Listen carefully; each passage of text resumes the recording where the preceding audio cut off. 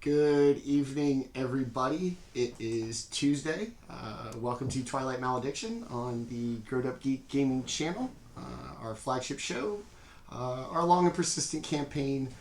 16 episodes now. Our party to level 4, itching for level 5, and sweet tier 2 play, level 3 play, level 3 spells, all the cool shit.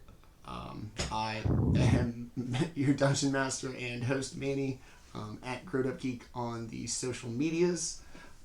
As always, we will meet our fantastic players and the characters they inhabit, do a quick recap, and jump right into our episode. For the first time in a while, we kind of didn't round anything off, so we are dead smack like in the middle of something. Resources going down, health needing to be paid attention to. At least one drow still on the loose, potentially. Maybe more. God knows what else. Before we get to all of that, let us meet our amazing cast. Let us start with... we'll go opposite way this week. We will start with our international correspondent. Dustin, tell us about Kelroth. My name is Dustin. I'm playing Kelroth, the half-elf cleric of the life domain. And I'm a pacifist for now, and I'm mostly just trying to do right, maybe make amends for past misdeeds. And I'm sort of the talky face of the group, but I also question everything. Also, odd spokesperson for a certain white dragon. You should check this guy out, man. Like, look into him. I'm not trying to pressure you, but just check into it. I think you'd really like it.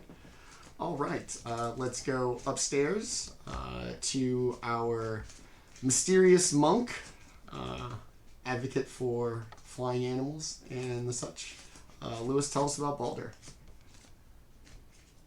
I'm Lewis. I play Baldr, who is a Court Azamar monk of the living weapon, and he's really excited to be traveling, proving his worth in the world, and try and see what's out there. Picking the worst possible situation to help. Curse, 2 years. This place sucks. There's like 8 people that live here. That's where I'm going to go help. All right. That's where I'm going to go help. Let's go down to our little buddy, somewhat mascot, rider of a custom saddle on his Axebeak Tauntaun, and person that makes me do this. Thunderdog. Landon, tell us about Orryn. So I play Orryn. He's a rock gnome artificer.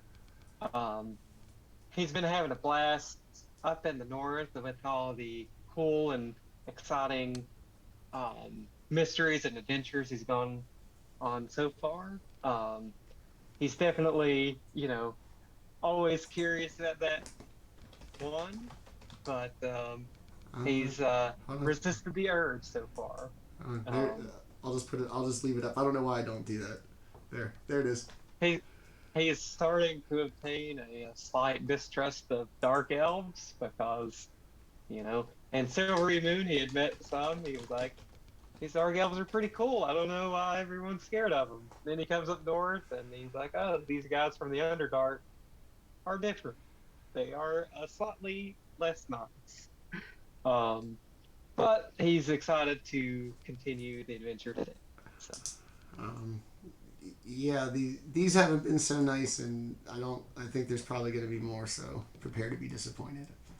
All right, let us finish up with our native of Icewind Dale and biter of faces and settler of rage. Tenta, tell us about Jaatuuli. I'm Tenta. I play Jaatuuli. Jaatuuli is a very large, savage, brutish lizard folk barbarian, and messing with Jaatuuli has so far ended in many decapitations. And while he doesn't contribute to the team much intellectually, he carries his end quite well with the brute part. The violent. Yeah. When we get into the lightning round of this campaign, you might become a liability. All right. That is our, as always, our intrepid cast. I can't tell you how much I love these guys for coming out every week and letting me ramble at them while they do crazy stuff and bite faces and thunder gauntlet and all kinds of shit.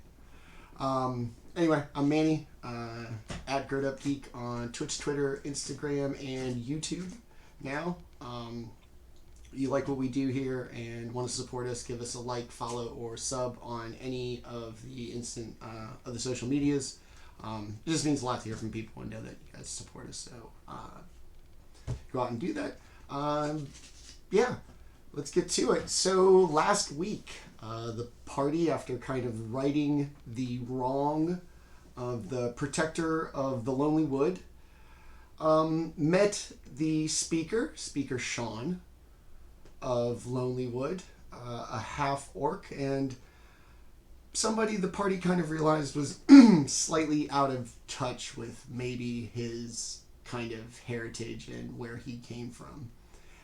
Never more did that become more evident than when they met Rudiger, the local tavern owner, missing an arm and an eye. The eye he lost to his ex-wife and the arm to his little brother. Much more of your traditional half-orc kind of blurted out what Sean was going to take maybe a while to beat around the bush and ask the party for help. Rudiger kind of alluded to a potential drow infestation in the mines nearby the town that the citizens hadn't been to in quite a while. And if everything was going to start to be getting back to normal after their week of sacrifice, where they sacrifice heat, then they were going to need access to that mine or risk freezing to death. The Heroes of Ten Towns, a name that the party hates and has yet to choose anything otherwise, jumped at the chance and is now currently on level 2, room 9, as it appears on stream, having just fought one drow, who turned out to be quite vicious on the party, as the other one dropped a kind of a field of darkness over the corridor and could be on the other side, could have escaped down the corridor. So we are going to pick it up with the party. Dead drow on the ground, globe of darkness covering the entryway to the corridor in front of you, leading between 9 and 10. And we will pick it up from there. Players, what do you guys want to do? So, two options. We march forward and I cast a couple healing spells and we see if we can get this guy. Or we can set up a little brief respite here, take a short rest, and then go after him. Either option's fine. We would be more prepared if we took a short rest, but we would also give them a rest. power to prepare. I feel we must.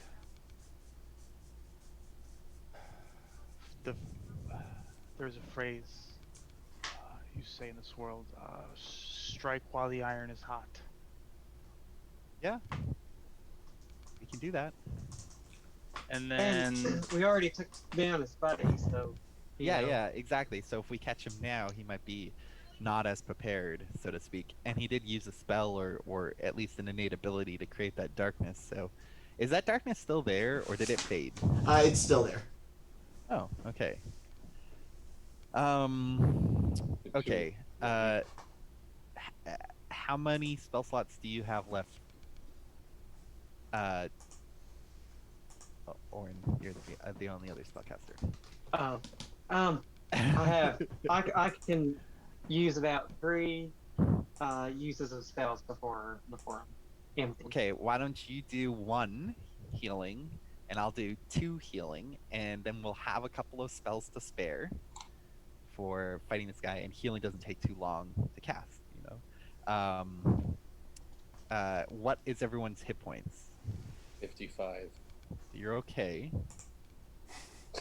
You're fine. You're Fine. 24.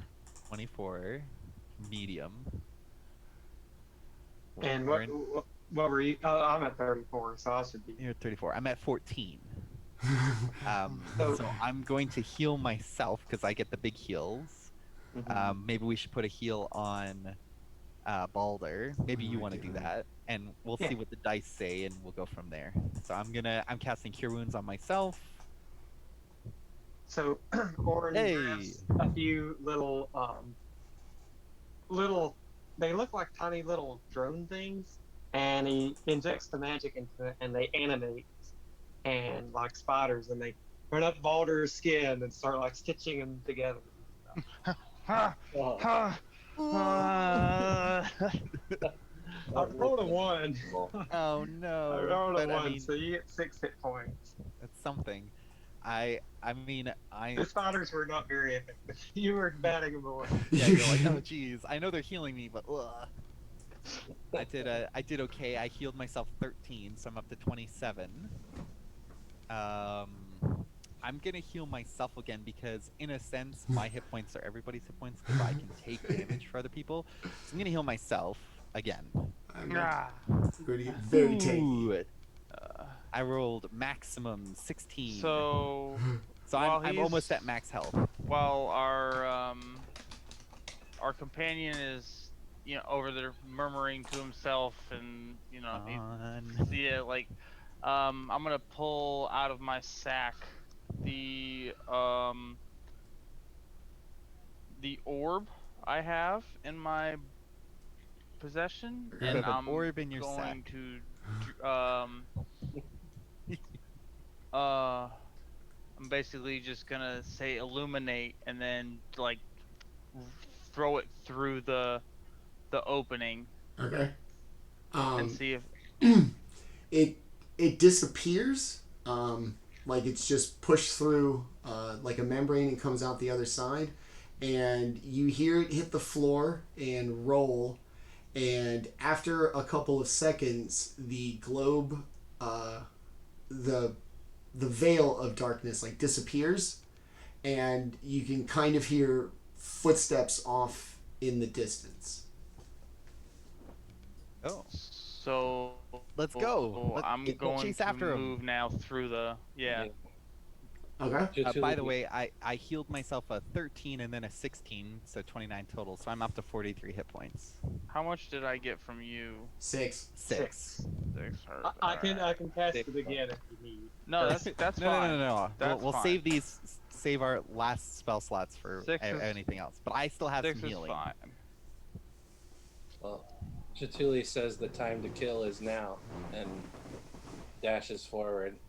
Okay. Corp lyric. I was gonna say. So you're just gonna run through the veil. Yeah. Okay. As you, Start swinging.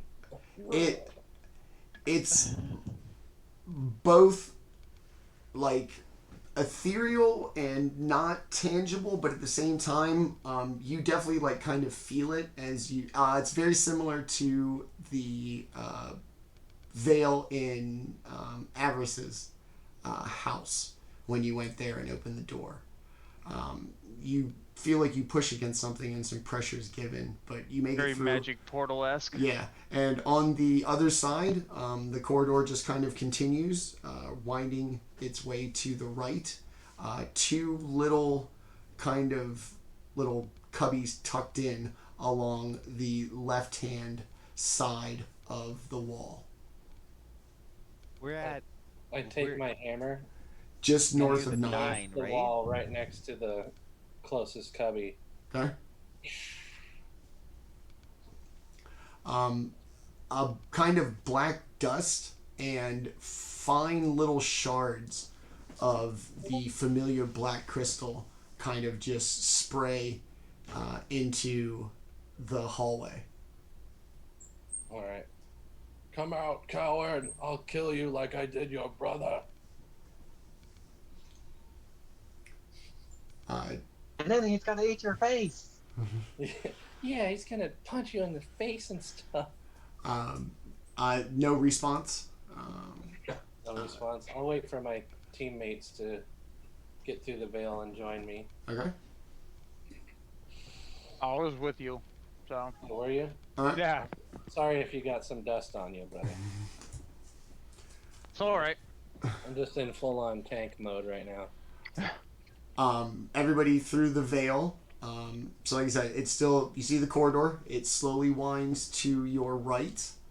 When I Usually, go through the veil, is it like, did we teleport, or is it just got a weird feel? it's just has like some kind of odd tactile sense to it. Okay, I always okay. think of like Stargate. Somehow, like it feels like water and you go through it. Yeah. Okay, okay. Just thicker and grosser and The black. was it the darkness that felt like that? Yeah. Like Oh, as you just kind of walk through where it began, and Okay. it's basically like a two-dimensional object. You just right through it. Okay, yeah.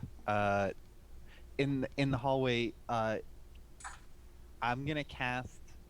We're not being stealthy, so I'm gonna cast light on Jaatuli's axe, so it glows bright, and he'll be able to see, and it'll light up things. So it's bright light for 20 feet and a dim light for an additional 20 feet, so 40 feet of being able to see.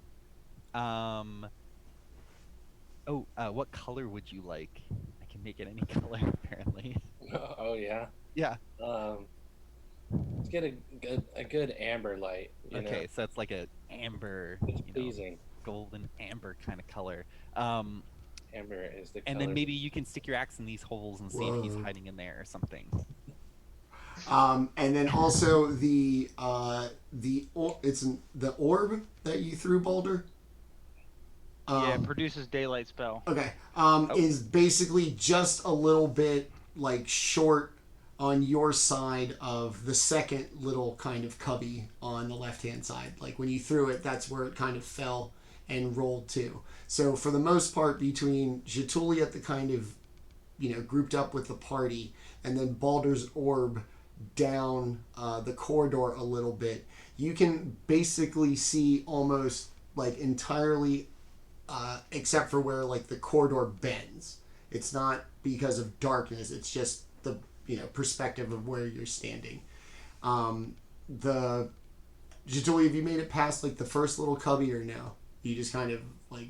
I stopped there. I smashed the wall next to it and Okay. stopped and waited for everybody to catch up. Okay. Do you want to peek down it? Do you want to move? Yeah, I'm gonna step around the corner. So there's the nook right here, and then there's me.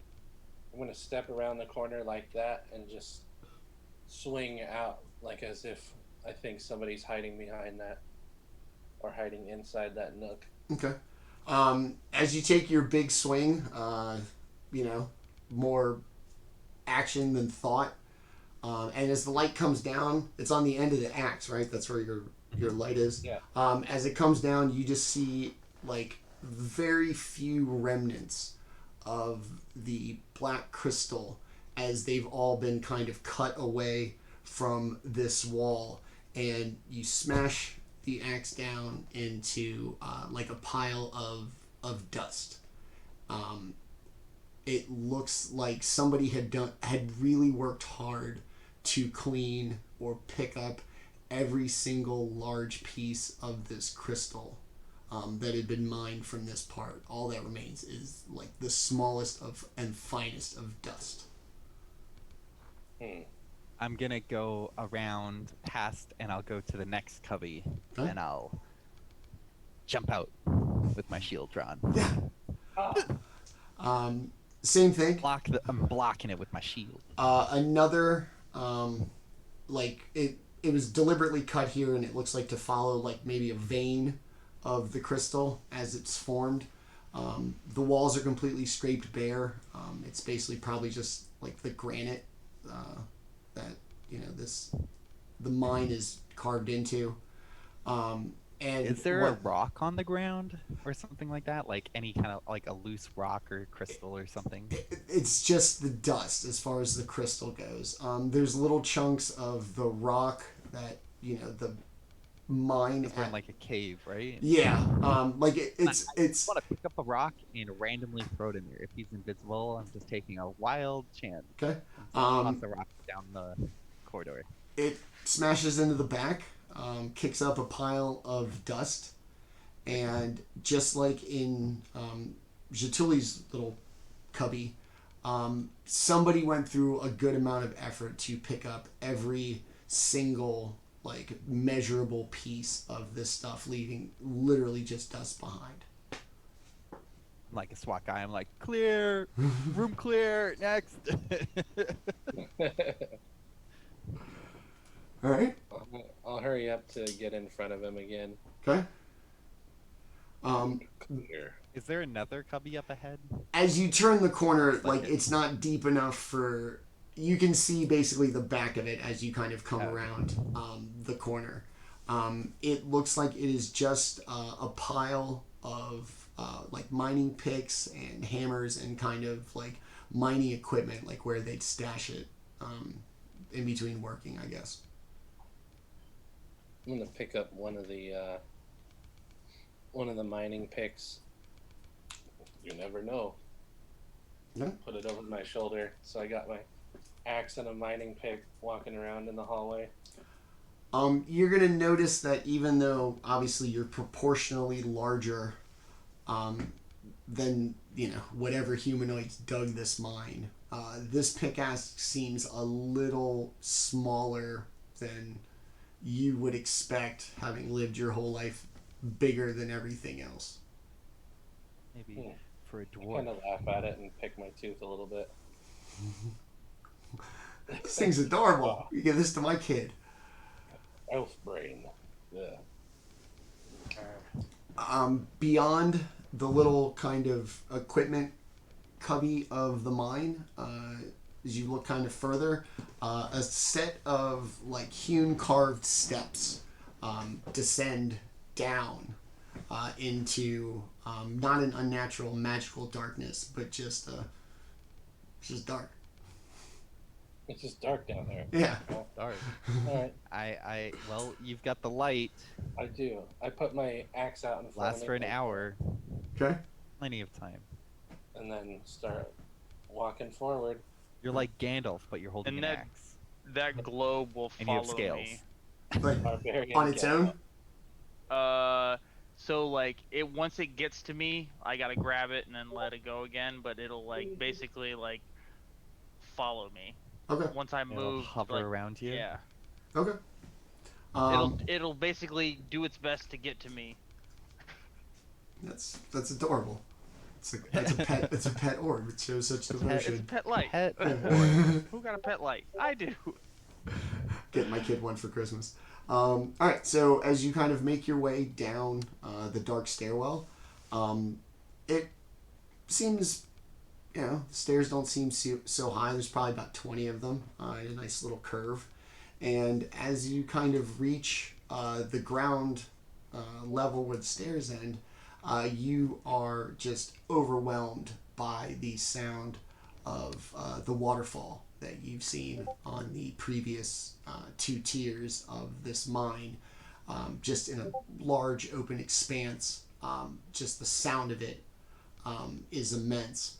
And as you kind of make the turn out of the corridor to the open hole, as best I can say, the kind of carveway through the cave ends, a little ramshackle kind of plank and wood platform kind of goes around to your right to another little kind of hallway corridor.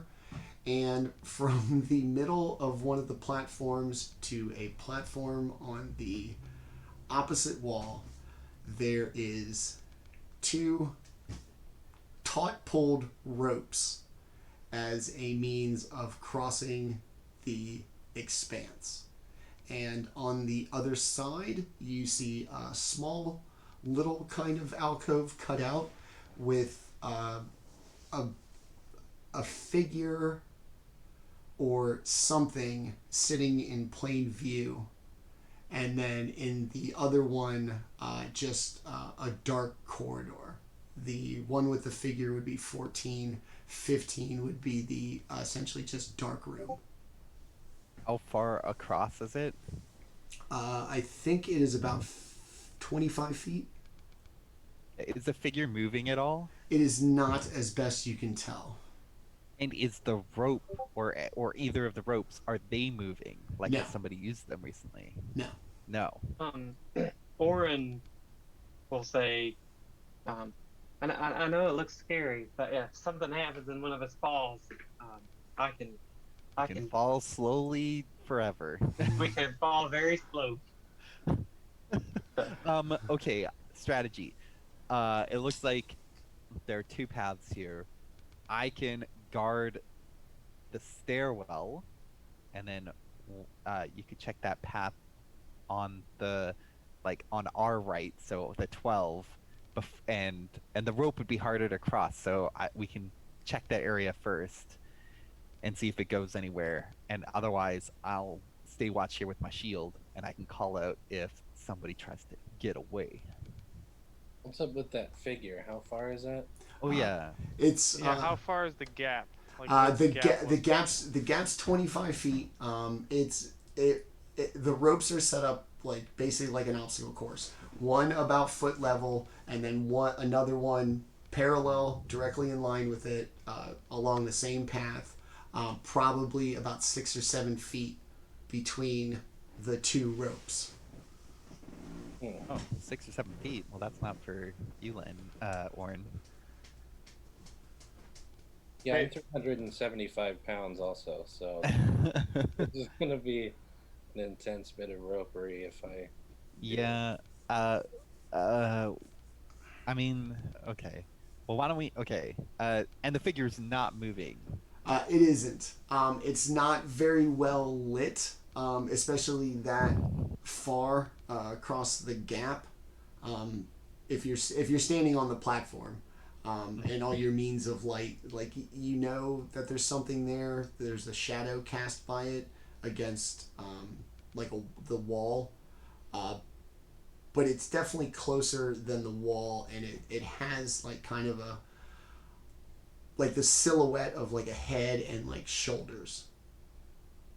The statue, it's or it trapped something. It's not moving, so I think. Take a javelin from my pack, Baldr. Throw it. Well, I'll just we might not want to kill it. I'll throw my We kill globe over there. Okay. And then I will spend a key point, and I will. What is it? Let's see. Mega jump. Yes, basically. Do its superhero landing. I will spend a key point, and I can use dash as a bonus action, and then my jump is doubled for the turn. Okay. So I would like to basically just anime, just crouch down real quick, get my power up like homeboy Ball in Wanted. He just kind of gets real low, just kind of centers his energy, and then boom, just straight across the gap to following the globe. All right. One Punch Man jumping back from the moon.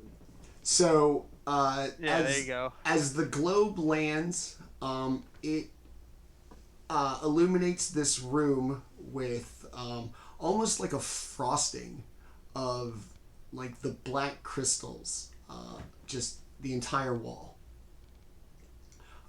If you've ever seen small crystal growth, they're real tiny, no big large rocks or anything. It literally looks like a black ice covering the walls, and the figure, as the kind of ball lands, we'll do everybody else first from the distance, and then we can do Baldr because he's over there. For everybody else, it looks like something kneeling. It definitely has a very kind of humanoid shape. You can kind of see legs, arms, and as your mind kind of makes the puzzle complete, what looks like a head. The problem with the part with the head is that there's a huge section missing about here all the way through. So Jaatuuli, Orryn, and Kelroth from across the gap can see Baldr's orb shining light in front of it through the back of the head. Like I said, big piece missing. Holy. As Baldr makes the jump, all the math is right. I'm just going to assume that you just anime jump right across Luigi, legs kicking. Super Mario I 2. figured it would be since I could use dash as a bonus action and Okay. then just double jump basically. With a full head of steam. Yeah. Okay. As you land on the wooden plank, what do you? Okay. So you've landed. Depending on if you want to go check out the. Excuse me. Like the figure thing or the other room. The other room, as far as you're concerned, 15 is still very dark. Your orb landed like near the. All right, so I just kind of like let it go up, and it can get 30 feet out from me. Okay. And so I'll just kind of like let it go out and illuminate the area, because it's actually a pretty big area that it illuminates, and it's daylight, so it's fairly bright. Okay. Do you want to move it like out into the big chamber, or do you want to move it to like the dark room? I kind of like landed on the landing. I just like land more of the where I'm standing, so kind of like half of the opening for the thing, and then half of where the body is. Okay. As you kind of move it, and the room 15 becomes like illuminated, for the first time in probably both of your subterranean excursions, you see large chunk, big fat boy crystals in just the limited part that the light reaches. This is the first time you've ever seen like whole ones, not the little tiny ones or the bags that you found over in East Haven, or the dust you've seen everywhere. Like, something people would be proud to show a picture of. And as the light kind of quality. Yeah. As the light kind of moves in, hippie chicks would be all about them. As the light kind of moves in, you hear like a shuffle or something, kind of not like a commotion, but just movement of some sort. Movement. Mm-hmm. This mine is very profitable for these people. And then I don't want to move any further other than like explore, like looking at the body. Other than that, I don't want to like move farther than the rest of the group, since I just kind of like created a 30-foot gap between me and them.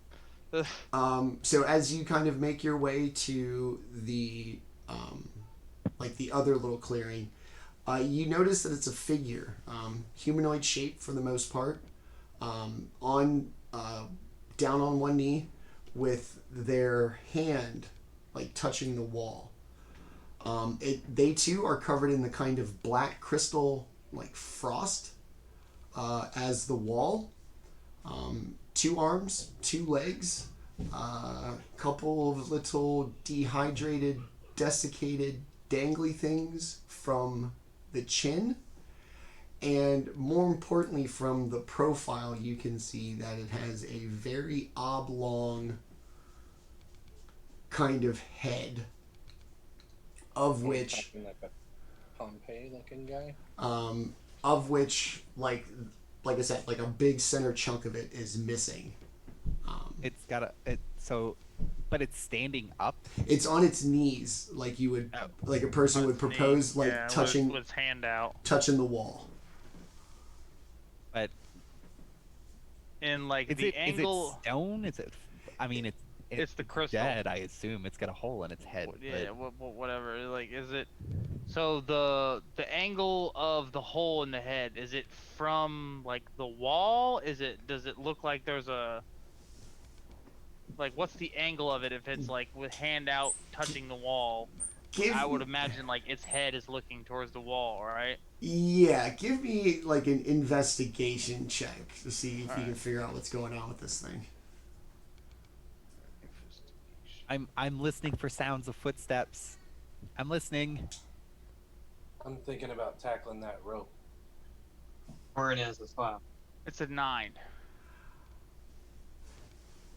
The figure looks like what you've heard to be described as a mind flayer. It appears to be, like I said, kind of covered in this black crystal frost, and a significant piece of its head is missing, as if its mind literally exploded in its skull. Alright, so having just discerned this little bit of information, I am not going to move any farther.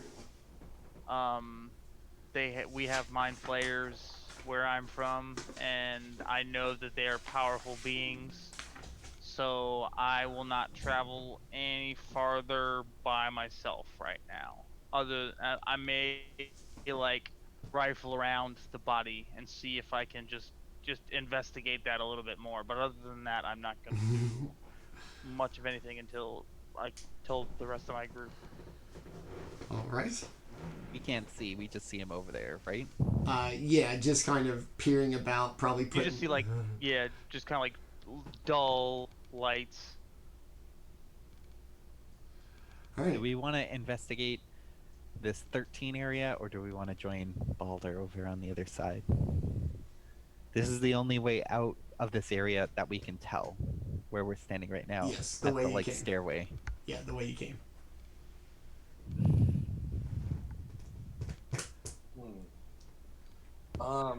I'm willing to tackle the ropes if Orryn wants to give me a potential save me spell. Oh yeah. Or Please don't fall. I'll take Orryn with me too. Yeah. We'll You can travel hold on over. to him, throw him over Yeah. your shoulder. You're just gonna have to cling on to my back, man. All right. Yeah, Orryn will climb up onto, like, hold on to, I assume you have, like, a backpack or something. I got a backpack and I got a Alona's quiver back there too. Okay, so Orryn's just gonna, like, hop into the quiver. Yeah, dude. Absolutely. And what, it holds an endless amount of Orryns. Yeah, that's how it works. Yeah, I can just pull out multi-Orryns now. All right. Alright, let's tackle this rope. Okay. So, let's see. How are we going to do this? Orryn, were you giving me a potential slow fall spell, or should we just try it? It's a reaction, so, like, pretty much You as soon gotta as you fall start. first there, buddy. Yeah. Don't make me waste my spell slot, and then you nail these rolls. It's Hell a no. reaction to fall. Yeah, save me. Okay, I mean, God, I can't do anything in this Okay. scenario. I mean, I All right. I can command you to stop. I'm gonna do it. I'm gonna give you like a choice, even though I know the answer, just based on you and the character. All right, these things are basically like two parts. There is the dexterity of being able to not fall from your feet, right? Putting one foot in front of the other on the rope, and then there's the other part of holding on should that one go south, right? So that is an athletics and an acrobatics check in my book. I would say that you would get probably advantage on the athletics part of it, just because of your build, even carrying Orryn. Orryn, how much do you weigh?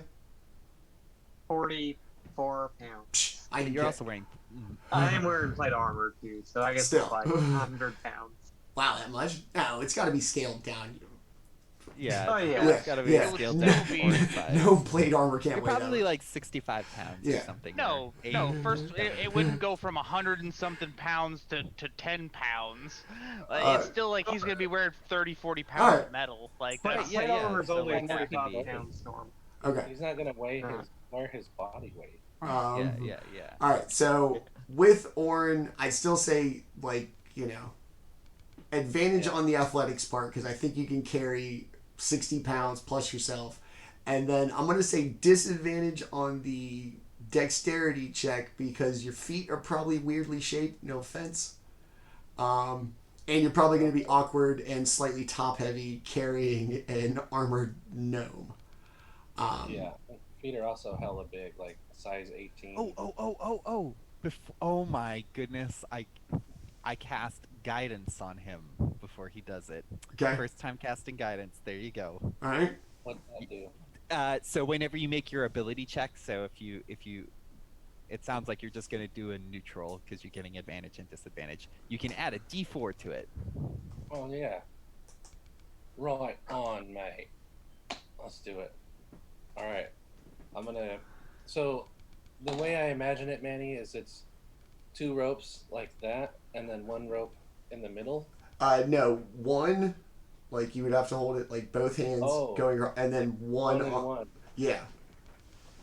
Oh, okay. Yeah. Well, it's one over the other. Yeah. It's And then I guess you can either go like this, or you know, like I keep throwing my hands on camera, but like this and like go sideways, or you know. like Donkey Oh Kong. yeah, you could Yeah, I don't Yeah, you do. could Yeah, I don't go do like obstacle this. courses. That's not I my mean, thing. either way, I think you have the the upper body strength to, at the very least, hold on to the rope. So Yeah. you got this. Well, No I'll problem. go ahead and go this way and walk straight forward. Okay. So here we go. Which one are you gonna do first? The athletics part or the dexterity part? Let's do the athletics part. Okay. Let me get that money in the bank first. You can choose which one you add the D4 to. You can only do it once. Wait, Okay. it can. You can roll. Oh, you can decide to roll the die before or after. So if you roll it and you're like, oh, it's a 15, I'm not going to use it. But I think you can only use it once and then it ends. Okay. Well, that is. So is it a check? In other Yes. words? Yeah, it's not a save. I'm not assuming Okay. I'm not assuming you're falling. That's good. So then, I am at a 19. For the athletics part? Yeah. Okay. Easy peasy. Yeah.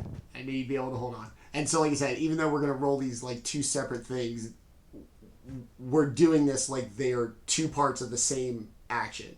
So, Right. okay. Right. The sum of an action. Here. Yes. I'm going to use my guidance on this. Not that dexterous. Out of 10, and I got a 16, so 10 plus 4, so I got a 14, and 2, so 16 on the second one. Awesome. So slowly but surely, you begin to make your way across the gap. Orryn secured snugly, Yoda style, not making you run through the swamps or do flips or balance him while you stand upside down. Just carry the man. That's it. And as you kind of slowly make it, you know, your big awkward lizard man feet and just general size, it's awkward.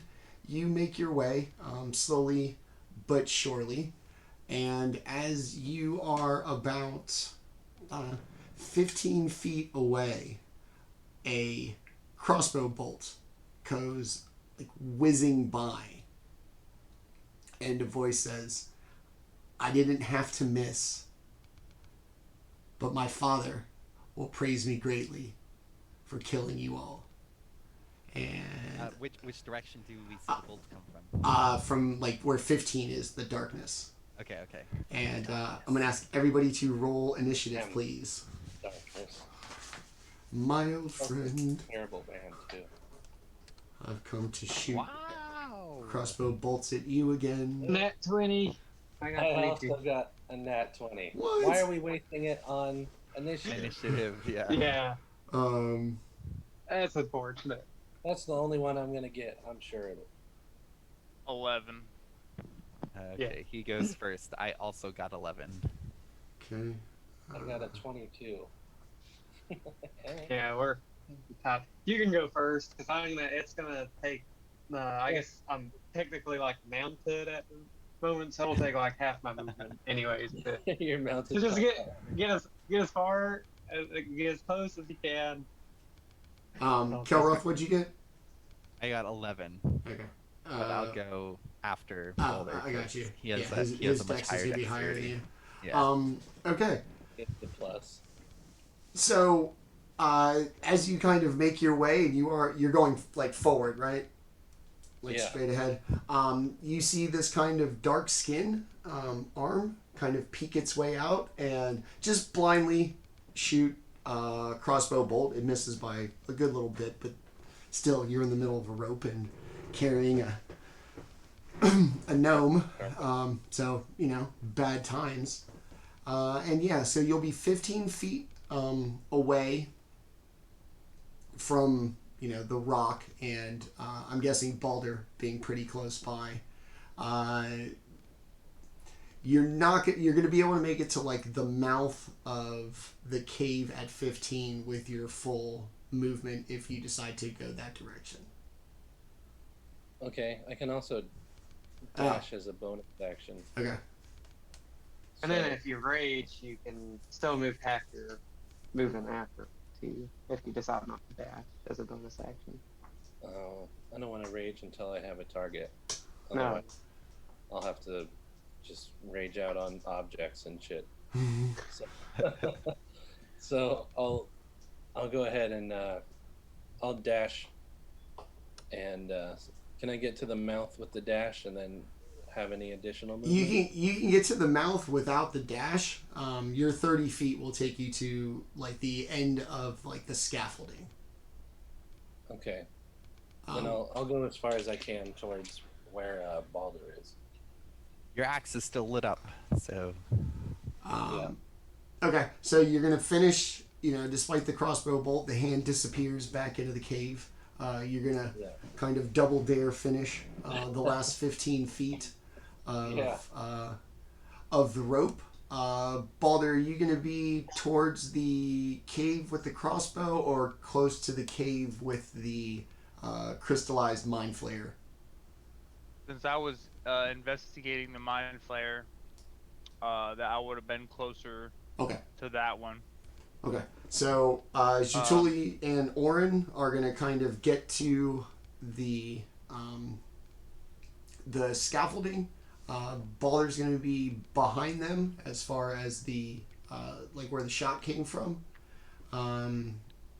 Yeah, okay, so you're going to make your way to the platform. Are you going to go to the mouth, or are you just going to stop once you get to the platform right next to Baldr? you? Jaatuuli. Oh, yes. Yeah. Sorry, brother. Are you going to stop like right at Baldr, or are you going to go to the mouth? I'm gonna kind of get in between Baldr and where I saw the crossbow come from. Try to kind of protect Baldr a little bit. All right. Puff up. Become a man wall. All right. Okay, cool. You want to do anything else? I guess I'll just yell a barbarian taunt back at the crossbow guy. Okay. Show yourself, coward. Random. I'll split you in half. Random barbarian insults. Yeah. All right. We're going to move on to Orryn. I'll let you use a free action to hop out of the backpack. Awesome. That's what I'll do. Is it still takes half the movement though? No, I'll give you free. I'll give you like a free action. All you're basically doing is falling, essentially.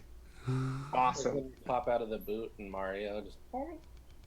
Orryn will go in the direction from where the crossbow bolt came from, hoping to find something to Thunder Gauntlet. Okay. Yeah. With 25 feet and looking around as he's going, does he get close enough? Or? You're gonna turn into the mouth of the cave. It, kind of with ambient light from Jaatuuli and Baldr. It's not complete darkness.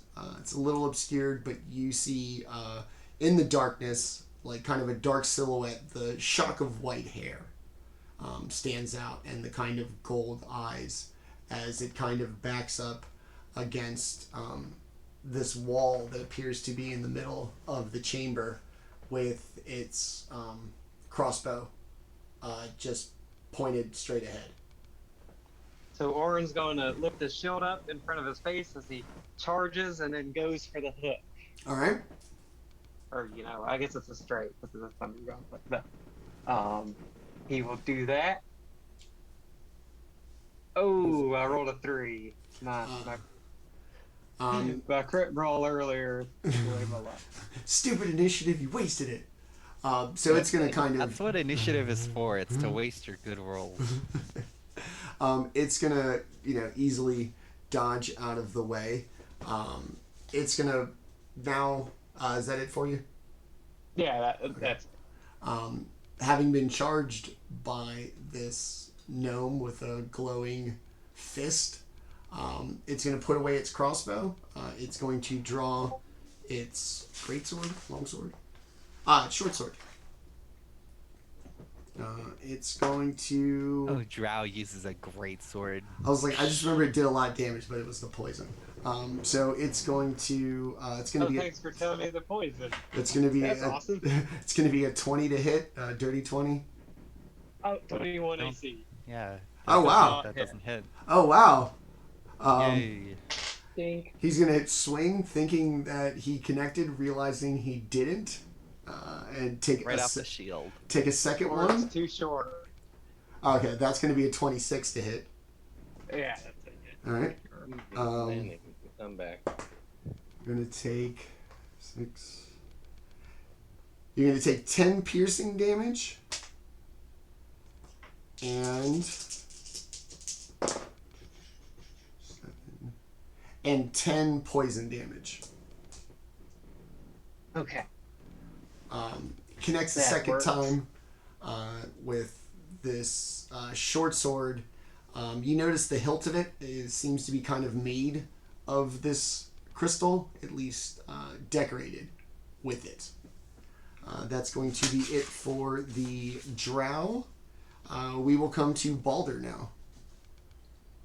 Baldr. And I saw him run up to him and get him. Yeah. Alright. So the orb, it only has a little while left. So I'm just gonna have it move with me. So I'm basically just gonna be just this bright light moving Street with lamp. me. Yeah.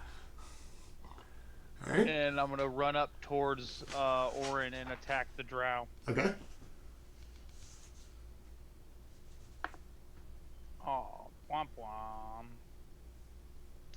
That is a 10 to hit? No. In a very kind of Hong Kong action flick, it's going to just effortlessly move away, like Neo in the Matrix. I'm gonna try and spin around and heel kick him in the face. All right. As I miss with the first attack. And then, that one might hit with a 22 to hit. Yes. All right.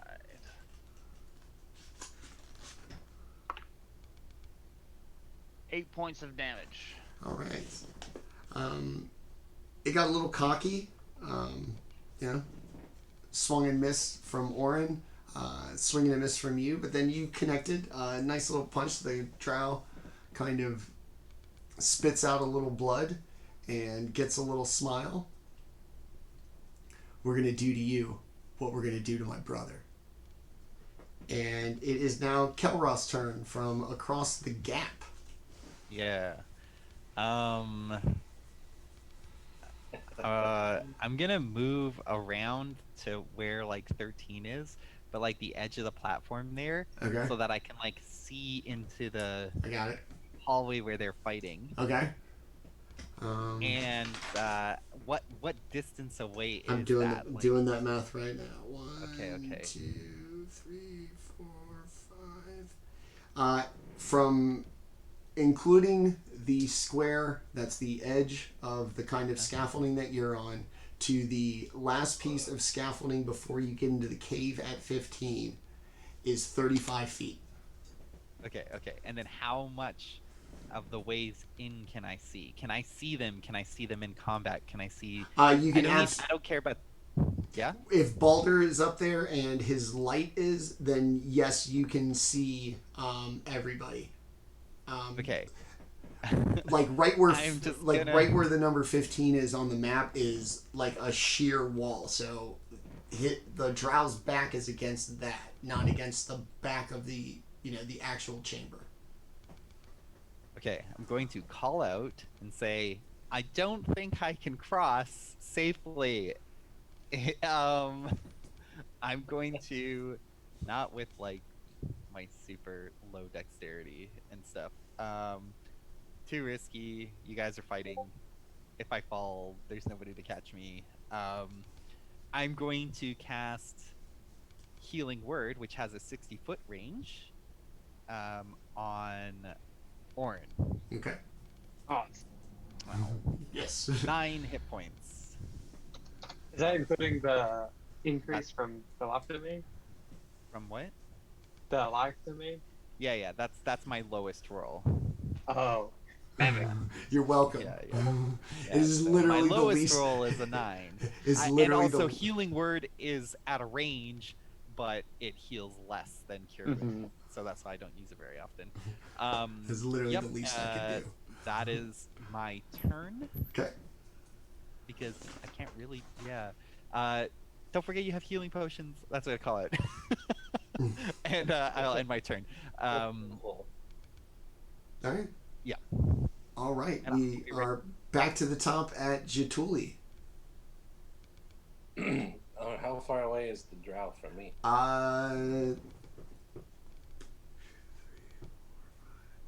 30 feet. Excellent. You ever seen Bloodsport and see how Chong Li walks when he's flexing his pecs? That was the first one. Tough. Bloodsport over Kickboxer, but keep going. Yeah. That's what I'm Kickboxer doing. sucks. Bloodsport's awesome. Chun-Li's fucking great. Yeah. I'm walking with all the swagger towards him casually, and then I bite him. Brick, no hit back. Very good, but Brick, no hit back. So I am at a 20 to hit. Yes.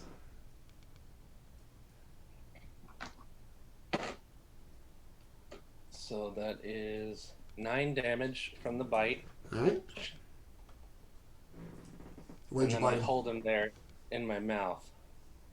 Oh, I bit him in the chest, and then I'm holding on to him. Like I assume he's shorter than me, right? Yeah. I mean, So I just everything is. kind of bent down and bit into his chest meat, and I'm holding on to him there. So we're going to have to do opposed strength rolls. You like the dark meat? Yeah, it's so good right now. Not in real life, though. Don't ever give me that shit. Really? Oh, dude, chicken thighs all day, son. Delicious. No way, man. Give Ooh. me the boob. Ooh. I got a dirty 20 on my strength check. Oh, damn. You beat me. Yeah. I got a 19. Ooh. You're lucky. I'm going to rage out next time. You'll really have a draw. All right, so you I took forgot to wait. so you basically like took a bite out and what? I wrested myself loose. Yeah, he wrested himself out of my jaws, but I got a bite in there. Okay. Tried to hold on to him, but he slipped out. All right, for 9 damage. Yeah. All right. So he's got like what? He took a kick to the face, and now a bite to the chest. All right, you fucking weirdos. Orryn, you're up, buddy. Orryn now is gonna punch him in the knee. Yeah, Orryn's going straight for the knee. He is not happy about missing last time, and he rolled another 3. Aw. Oh no. We'll come back for you. All right, buddy. Oh, and as a bonus action, I'm also going to use the last of my defensive shields to give myself some of those temporary hit points. All right. Some of them sweet temporary hit points. All right. The drow kind of pissed about taking a bite to the test. It's going to now take a swing at Jaatuuli for I would a feel rather indignant if that happened. 26 to hit. Oh yeah, surprise. You're going to take 8 piercing damage Okay. and Nope. 13 poison damage. And then it's going to take a second swing at you for a dirty 20 to hit. Yep. Take Can't even do all that math. 5 piercing and 12 poison damage on the second attack. Good lord. Um, He just tattered me, dude. he's got a smile on his face as he kind of slashes away. I am not my brother's, am I? Tastes bad. And it is now Baldr's turn. Oh, swing it again with the staff first off. Alright.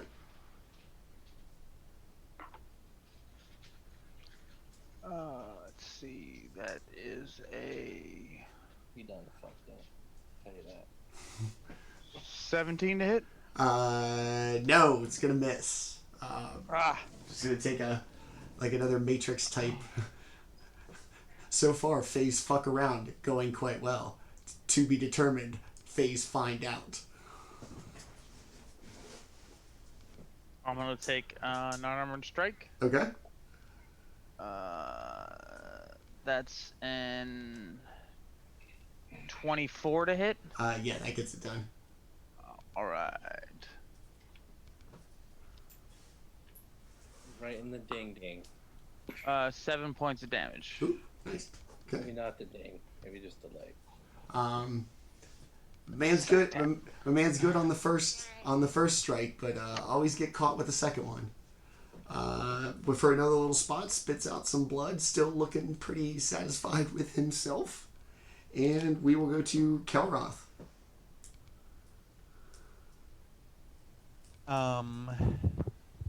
Okay. There's not much more I can do. I'm kind of almost tapped out here. Your best buddy, Jaatuuli, just got. I know. I saw that. What's your armor class? 18. 18. Oh. Pretty good for a naked savage. Yeah. That's all from being swole. Yeah. That's to them fibers. Oh, I Scaly. I only have Yeah. It's mostly scales, Yeah. actually. I'm like a hard only have one purse. spell left.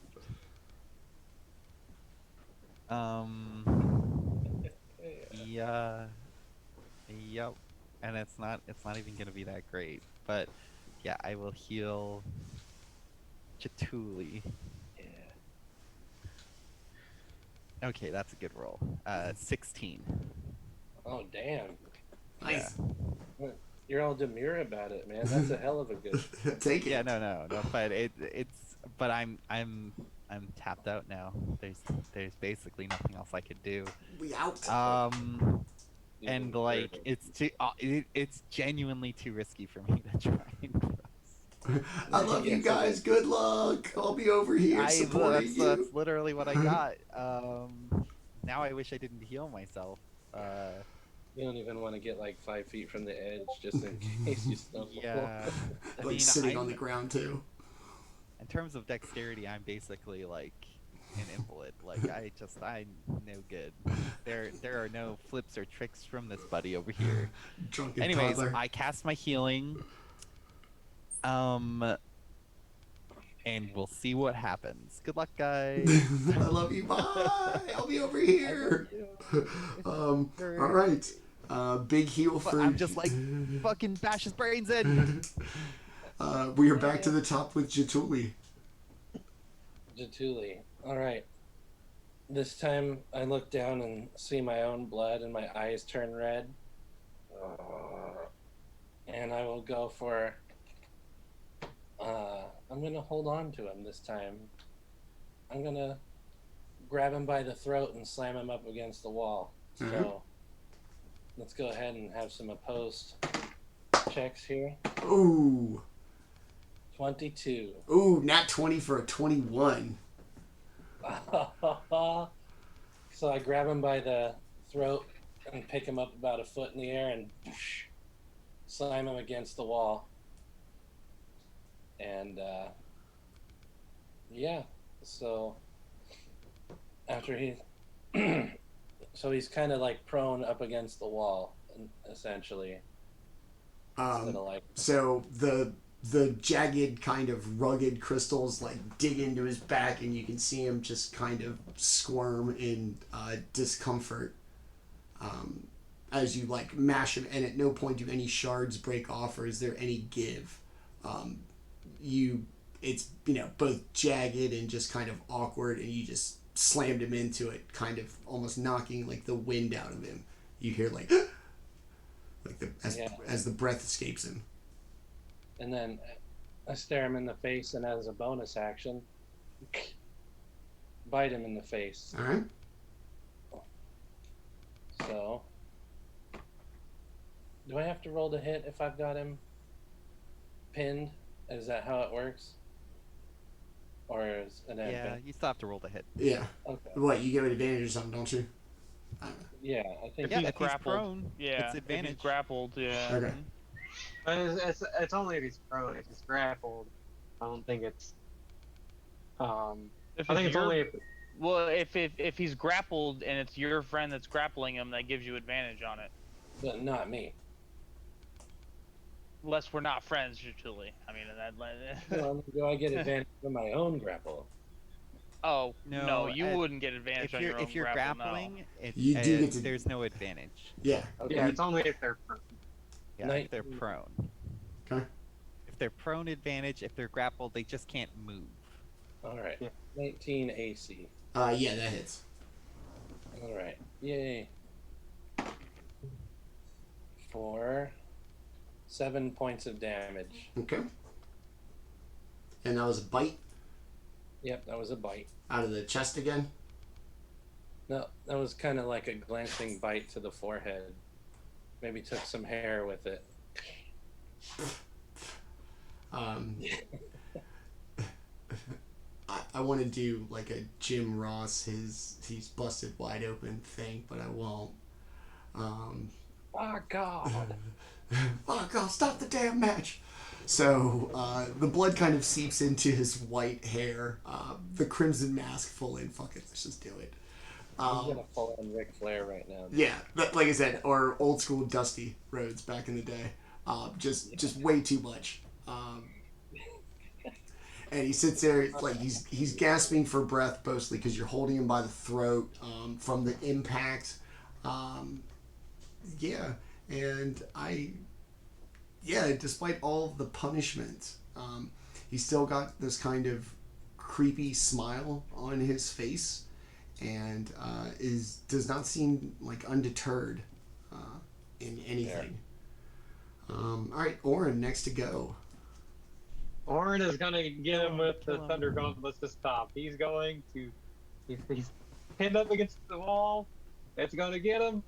20 to hit. Yes. How many spell slots do you have left? Sorry, just 2. Yeah, so I can do some healing after combat. 8 thunder damage. All right. As Orryn finally doesn't just totally whiff. Even though you're like punching him in legs that aren't like supporting his weight because he's not standing. Kind of like shock, kind of tremors through like his body, and you just see like for the first time like pain, and you know he's not maybe doing as well as he wants everybody to believe. All right, so it's the Drow's turn. I get a chance to break the. Yeah. Okay. Opposed check. Oh, that's not gonna fucking get it done. We got a 21. I got a 6. All right, so if I'm grappled, then what? I just can't use my movement. Can I? You can't move, But and, you and can any attack. bonuses to move don't do anything. Yep, pretty much. I can attack like normal. Yep. Okay. Still being held by like the throat up off the ground. He's gonna kind of like try to prison shank Jaatuuli with 2 stabs of his short sword. He's got disadvantage. Okay. Then. 'Cause he was thundered. Oh, that's right. That's going to be a 17 to hit. That doesn't get it done. Yay! And then, Live! And then with the other one, it's going to be 11 to hit. So he's going to miss with both of his. Orryn's gonna make a snide comment like, "How do you feel when you're disoriented? Not so tough now, are you?" All right. It's going to be now Baldr's turn. Since my lizard friend is holding him, I'm going to roll in and smack him. Hold up his arm. Bah, right in the Hold him! ribs. Hold him! Hold him right there! Right in the ribs. Let him move! I would hate this if I was in this fight and I was that drow. Good lord. This is traumatic. I think- 23 to hit? Yeah. I think like the ferocity or just the kind of general like shittiness of drow make it so that like at some point you're supposed to expect this. Like it most likely it'll be by like a family member. It'd probably be like your aunt. So like dying by a lizard man is probably better than like getting shanked at Thanksgiving because you dishonored your matron. Yeah. That's 11 points of damage for the Oh. first hit, All right.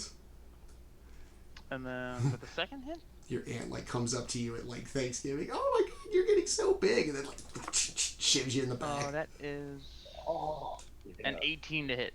Yes, just so. Oh, all right.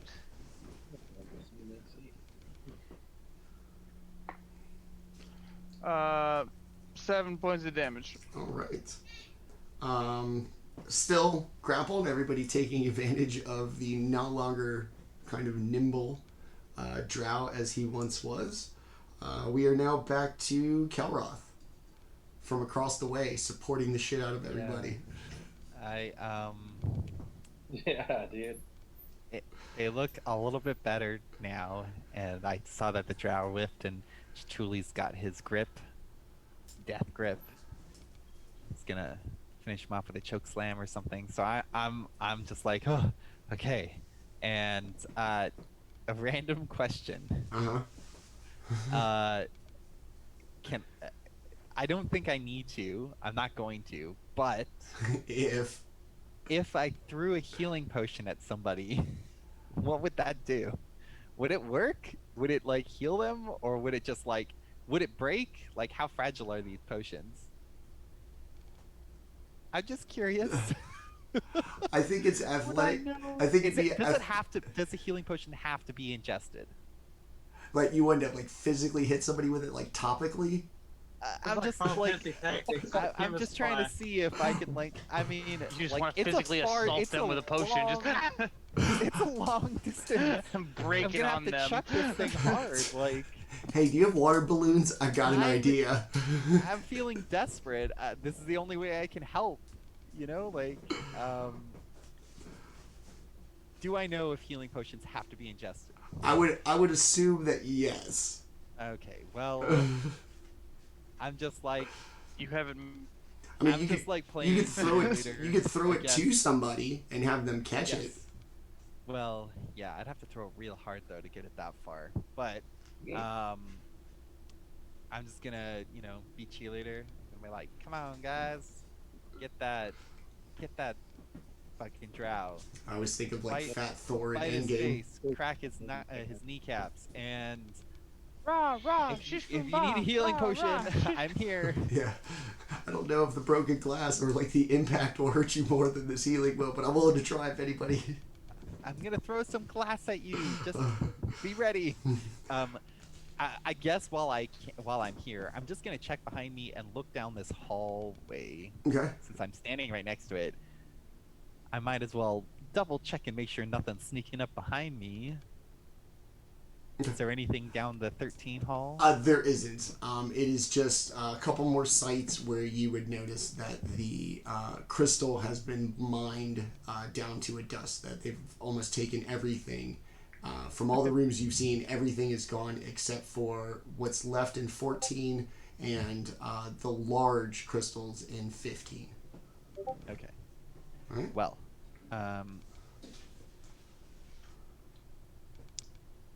then yes, then I'm just gonna stay here because I'm expended. Okay. All right. We are back to the top with Jaatuuli. All right. Well, I will attempt to move the drow while he is in my grasp Okay. to the edge where I will release the drow into the darkness. Okay. Bye. So, go ahead and do a strength roll off, and if you fail, he's going for the long drop. So I'm at a 21. 16. I got him by the throat, and I casually walk over to the edge. I just imagine like him like just like He's gonna being held up by this giant. he's gonna get real stoic, and he's gonna stare you in the eye. My life matters not, for my father's task is almost complete. This land will know suffering Drop him, shut him up. far beyond what Orryn is capable of. Drop him before he finishes. Drop. Cut him off with Also know that you died by War Shaman Jaatuli's hand. And throw him out into the abyss. He doesn't scream. He doesn't make any dramatic. Almost looks like he's in like a trust fall. Just as it kind of fades into the darkness, and I get onto my knees and I listen. Does he hit the bottom? I want to know that he. Oh, it has a bottom. Over the. We heard that it had a bottom. It's hard to tell with the Rushing waterfall. Just as you get deeper, the kind of reverberations through the chamber make it harder to tell. So I don't hear it. You don't hear anything. It doesn't mean that like because it doesn't hit. It just because you wouldn't be able to distinguish Can I it. see him, or is he in No. the darkness? It's way into the darkness. Yeah. Okay. I was like, oh. I mean, that was a good call. I only worried if he can like fly or float or levitate that he might have just waited until he was in the darkness. He might have been out of spell slots for levitating. Oh well, I mean, I don't know that. No, so. I know. So, like I said, he falls motionless. Like I said, like a trust fall, no screaming, no, Kermit the Frog. I wanted to hear a crunch. I wanted the Squish. satisfaction of knowing. I don't like Squish. not I knowing. wanted to hear a ripe tomato hit the deck. Yeah. An overripe tomato.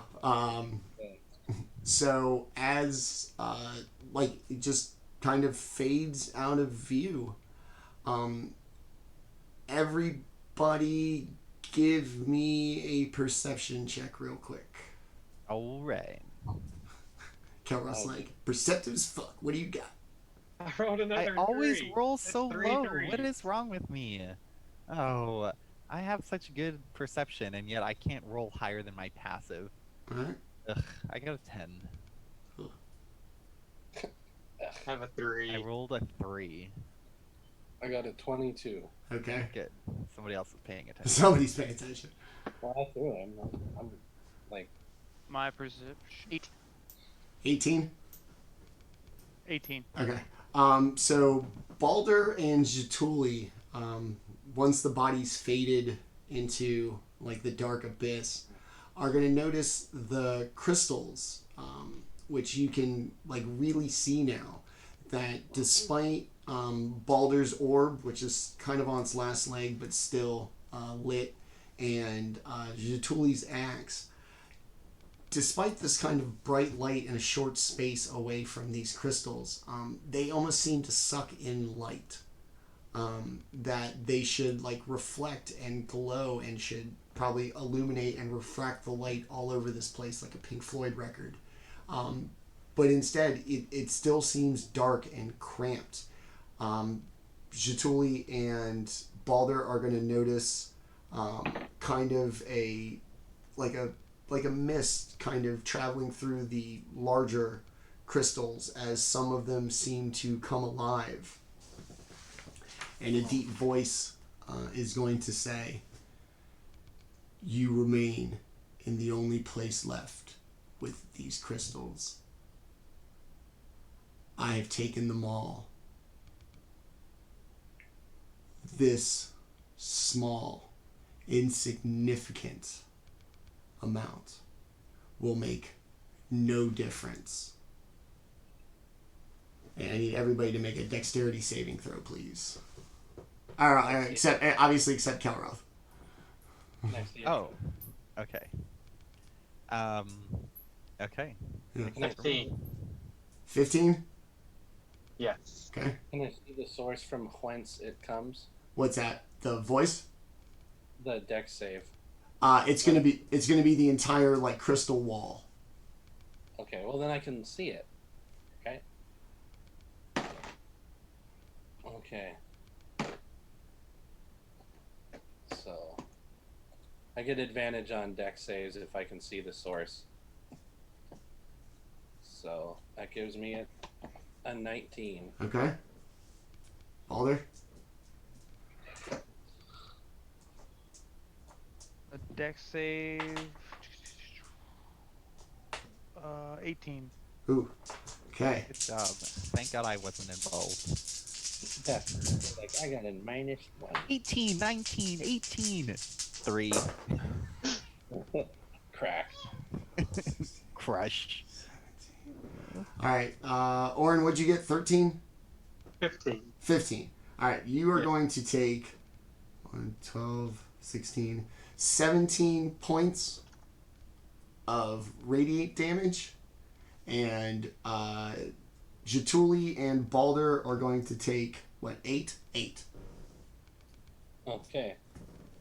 As the crystals like explode outwardly in this kind of odd flash of light, all of the shards as the larger chunks explode just turn into little tiny like projectiles hitting everybody like in the back or just in some way, shape, or form.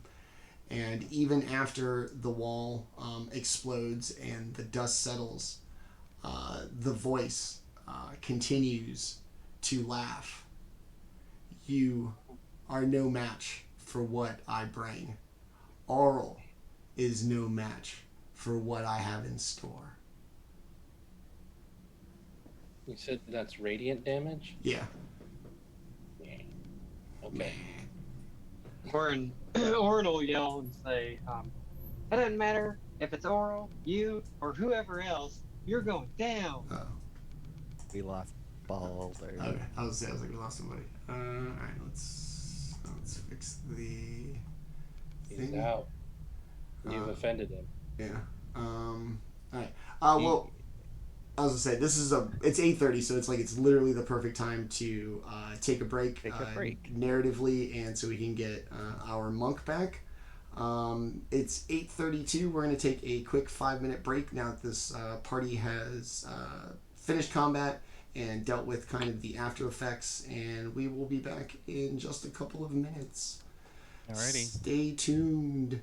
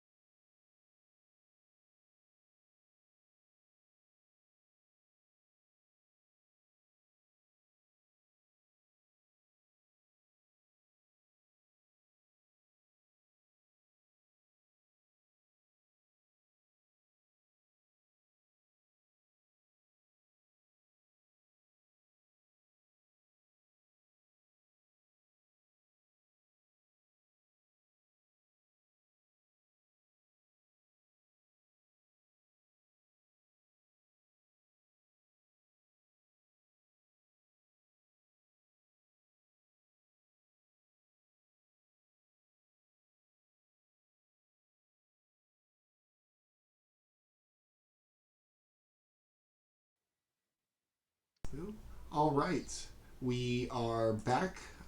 We're just going to move some boxes around here so everybody's where they need to be, and we'll pick it right back up. So yeah, we have thrown the most recent drow off the edge of the scaffolding, Palpatine style. It falls to how far and where it lands, nobody knows. And as you do, you get the voice and the explosion of the crystal walls into tons of shards and this kind of ominous, taunting voice that taunts you and then laughs, and the laughter kind of fades. Combat is resolved. You guys are out of initiative order and free to do as you see fit. On this side, you've got the room that is now, it looks very similar but not identical to all of the kind of corridors that have been mined clear. All the big chunks are missing, but there still remains some. But the majority of the crystals have been kind of expelled into the shards for the explosion from whoever controlled them. Is the Mind Flayer corpse still intact? Yes. Then I would like to point my group in the direction of that. Okay. I would I'm kind of still like sitting to on the other urge them side. over and just to see that. Well, the two that are over there. All right. So yeah, I'm looking from a distance. now that you guys are kind of not in the thick of a fight, Orryn and Jaatuuli are free to go kind of inspect. And I'll take Good. the orb, kind of like as it like comes to me this last time. I just kind of like grab it and put it in my pack, and I pull out a torch and light it up. I know most of us have dark vision, but I still just want them to like see, like actually see it. Okay. I think only you and I have dark vision. Jaatuuli? does- I do too. Or Oh, okay. So Yeah, Orryn has it. He can give himself it. Yeah. This is pissing you off. I know I'm not there, but I'm like, was there anything else in that big room? Don't forget to check. Orryn, Good. Orryn, upon seeing like this, what is it, like almost like a skeleton of a mod player in a sense? So it's what I'm envisioning is like the body of a Mind Flayer, like crystalline. So like you'd see like the outline of an arm, except for like the skin is not being smooth. It's just like constant, like, you know, upturns and stuff like that. Just like You've seen those like things on like crystal. the History Channel or like the Discovery Channel where like a fungus invades like an ant, and as it takes over, like it's still the ant, it's just covered in like that creepy like white fuzz. This is basically the same thing, and just like the ant, it's dead, and even though it's covered in the kind of crystals, it's still subject to some decomposition. It's probably been dead for a while, but like I said, it's definitely a Mind Flayer with, like I said, literally looks like its mind was blown, with its hand pressed against the crystal. So basically, Yeah. I'll look at Orryn and just, do you know what this thing is? Do your people know of these things? Orryn says, yes, but I've only studied it at Silvery Moon. I've never actually seen one in real life before. It's a very powerful entity. These things, These beings are nothing to be trifled with, and the wanton destruction of one such as this leads me to believe that there are greater foes in this area than just these drow. yes, I think that would be a wise assumption to make. Fear if there's another one or more here though, because these things are very, very powerful. Like I said, I've only read about them, but everything I've read says to stay away. Just know anything you hold dear is child's play to things. This being can invade your mind at will and know anything and everything of you. It is truly to behold something like this. I have never known such destruction of these. Orryn will say, I wonder what caused this one to die. I've never heard of something like this happening because it's in such an upright position. You know, it definitely doesn't seem like it died from. This was at. This doesn't even seem like it was at battle. It was almost seems like it was not expecting this. Yeah. Can Orryn also investigate to see if he Yeah. can? Oh, then just roll investigation. Or... Yeah. I rolled a 2. So the blind leading the blind. Yeah, I've rolled 3 3s and 1 2 so far this day. I'm over here like I got like a 12 and I'm trying to pretend like I know a lot. You decide to lick it to see if that will tell you anything. It tastes chalky and the crystals are kind of jagged. Now, like I said, other than what you can basically see, it is down, like I said, intentionally on one knee, as one would probably be if they were to talk to Orryn. Getting down on one knee and, like I said, touching the wall. Its hand is still in contact with the wall, the frost kind of coming from the wall all the way up its arm, and it, like I said, looks like its head just exploded. Are its clothes like crystalline? Yep, its everything. Possessions and stuff like that. Everything. So, and looking into where its head exploded or whatever, can we see if there's anything in there that would have caused it? Give me a perception check. If you just want to look in the hole. 16. It looks almost as if anything that was in the skull that is not bone is completely carved out. For as jagged and as kind of irregular as the hole is, all you see inside is perfectly clean, the inside of the skull. No remnants of any kind of organic material.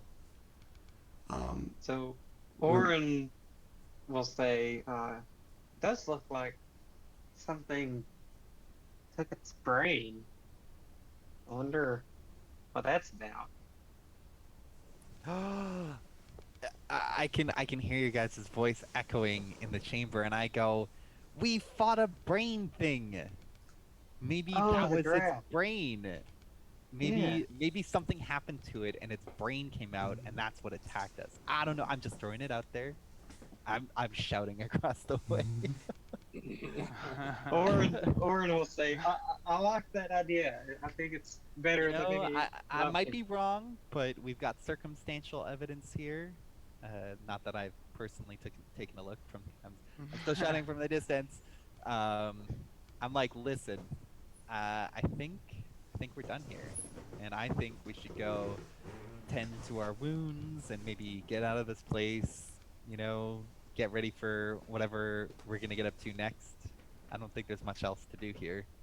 We killed. We need to go ask that orc about this mine. Yeah, probably. I mean, if this thing is here, I don't know how safe this mine is anymore. As he does, it seems like is there like dust around it? Does it seem like seem like it's been there a while? Uh, all of the dust that you've seen, around the mind flare, Yeah. the What mind does it seem like it's been there like a while? It's not the like, mind flayer. yesterday this happened. Yeah, the mind flare's Yeah. probably been there a while. He said it was decomposing. A little bit. It's obviously Yeah. cold down here, and the crystals probably kind of prevent the airborne exposure. But So it's probably been here a while. it's been here a little while. I mean, it's very it's not like it's still got the kind of flesh about the skin, about the face. The tentacles are still there. They're just kind of withered and kind of gross. All I want to all go the ask organic homeboy at the material bar about inside this. of it is missing. Like I How said, long have they not been able? Do I recall how long they said they haven't been able to come here? a couple of weeks. Yeah, so it's been a while. And They said that like something came from the Underdark or something. they had miners that had come down here and had seen something. Most likely the Grell, but there were reports of it being Drow as well. Okay, yeah, that's right. I remember they said Drow. Yeah, I mean, if these things are like Underdark things, they're from like the underground, which means that this big giant hole probably leads. There's probably like an entrance down there, and maybe they flew up, or they floated up, or climbed up. Or maybe the drow came from somewhere else, but these other things, I don't know. Jaatuuli is gonna walk over and smash the head of it with his hammer part of his axe. Okay. Ew. It's gonna like explode into, like smashing ice. A bunch of little shards. It's gonna kind of, set off from where it was, just like anything. And it's just going to kind of slowly crumple into. Now there's going to be parts of it that the organic material is going to be like exposed to the air, and as it kind of crumbles apart and isn't just covered in the crystal anymore, just an absolutely foul, dead body smell permeates the cave. I spit on it. This is what I think of flaying mines. Let's get out. Good thing. Make sure it's dead. That ain't coming back. Yeah. I feel quite vulnerable now that I have no spell slots. I never had one. Yeah. Yeah. But Orryn you will have, go you ahead have and axes and death. I don't have that. Orryn will go and try to make his way on over, back over to Kelroth. Had a bite. Suppose I could try biting something. Yeah. God, you're doing it wrong. God, this is terrible. You enjoy this? Like, ow, it's stale bread. It hurts my teeth. Yeah, I was like, plus I was like, I don't think half elves, like, the jaws are designed for biting into anything significant, like bigger than like a sandwich. You're like, ow. Yeah. Sometimes sandwich hurts my teeth. It's crispy in the corners. So Orryn's still going to be too short to grab both ropes, unless you want to like straight tightrope walk it, like the circus. Oh, I'll just wait. Don't do it. Yeah. Yeah. Baldr, your whole thing, is that like a once per certain rest, or can you just jump your ass back across? I think he's got more key points. It would be me spending my last key point. Yeah. And then we ooh. can rest, and then you get your key points back. Yeah, we need a short rest anyways. I'm at 14. So yeah, I'll go ahead and spend my last key point Okay, and and make the jump jump. back across. Yeah. Okay. All right, then I guess Orryn's back into the backpack. Jaatuuli back across. Yeah, go ahead and roll again. All It'd be right. shitty if you fell now, but hey, we'll see. Well, I got a Cannot 1. guide you. Huh? I got a 1 on my first roll. Oh But shit. this is my athletics, so it's okay. Okay. On the second one, I got not great. Orryn's like, I'm about to fall, dude. Yeah, well, I still have feather fall. Oh no, I did okay. I got a 14. All right. You were gonna absolutely barely hang on. Give me another round of checks just to say that you stabilized yourself and made it to the other side. Okay, that time I got a 24. Okay. So you managed to stabilize yourself. Now can you not get like loose in the bottom? Okay, here we go. Dexterity. 13. And that's acrobatics. Yeah. 17. All right. So Orryn's brief life flashes before his eyes as he almost feels like, shit, we're going to find out how far that drow fell. Jaatuuli, ever beefy boy, saves himself and his buddy. And eventually make their way back across to Kelroth, where Baldr, like, frog lands, or superhero landing. Boom! On the other side of the gap. Kelroth did look at what was it, 13? 13? Yeah. Not a whole lot going on, just more walls that had been cleared of the crystal. Okay. Yeah, I think we're done here. Okay. Let's get out of here. I hate this place. Alright. You guys gonna rest, or you guys just gonna like haul ass all the way back up and across? Let's go to 9 to rest, because that's a nice big flat area for us to rest in. Alright. So you're gonna make it up the stairs and to room number 9. The globe of darkness or the little veil of darkness is gone. Yeah, it seems quiet, and yeah, you haven't heard any footsteps, anything like irregular, and you guys are gonna take what, a short rest? Mm-hmm. Okay. Yep. Let's see what the old. All right. On a 1, you're going to get a random encounter that was going to interrupt you, but I won't. 16. So you made your save. Your hour goes. Your hour goes by. Nothing has happened.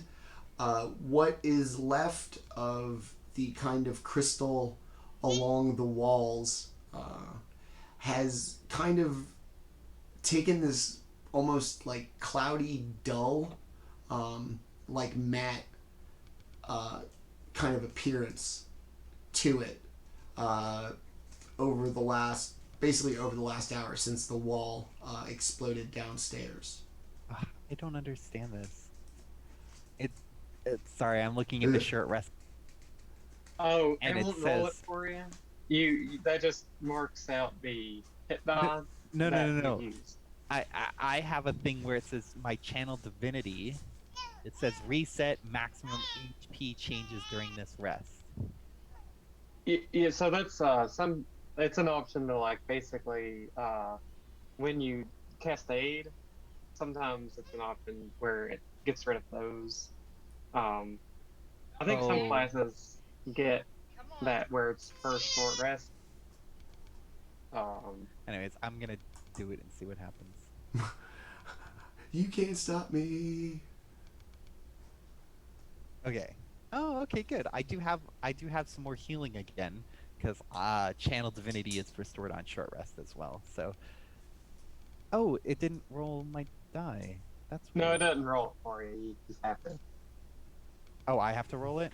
Yeah, you mark them to say that I've used this many. I was gonna Got say, I it, was like, got it, probably got it. because it Okay, doesn't know how many I you're gonna only use. used one because I'm pretty decently.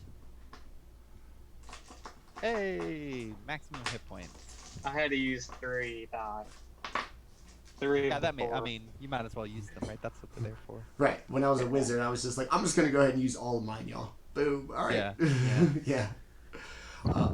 So your hour goes by.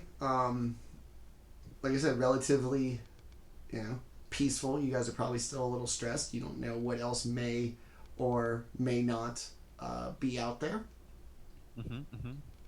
And after your designated period of time, you all feel as better as you did the work for, and you guys are free to move about once again. Shall we return to the Lonely Wood?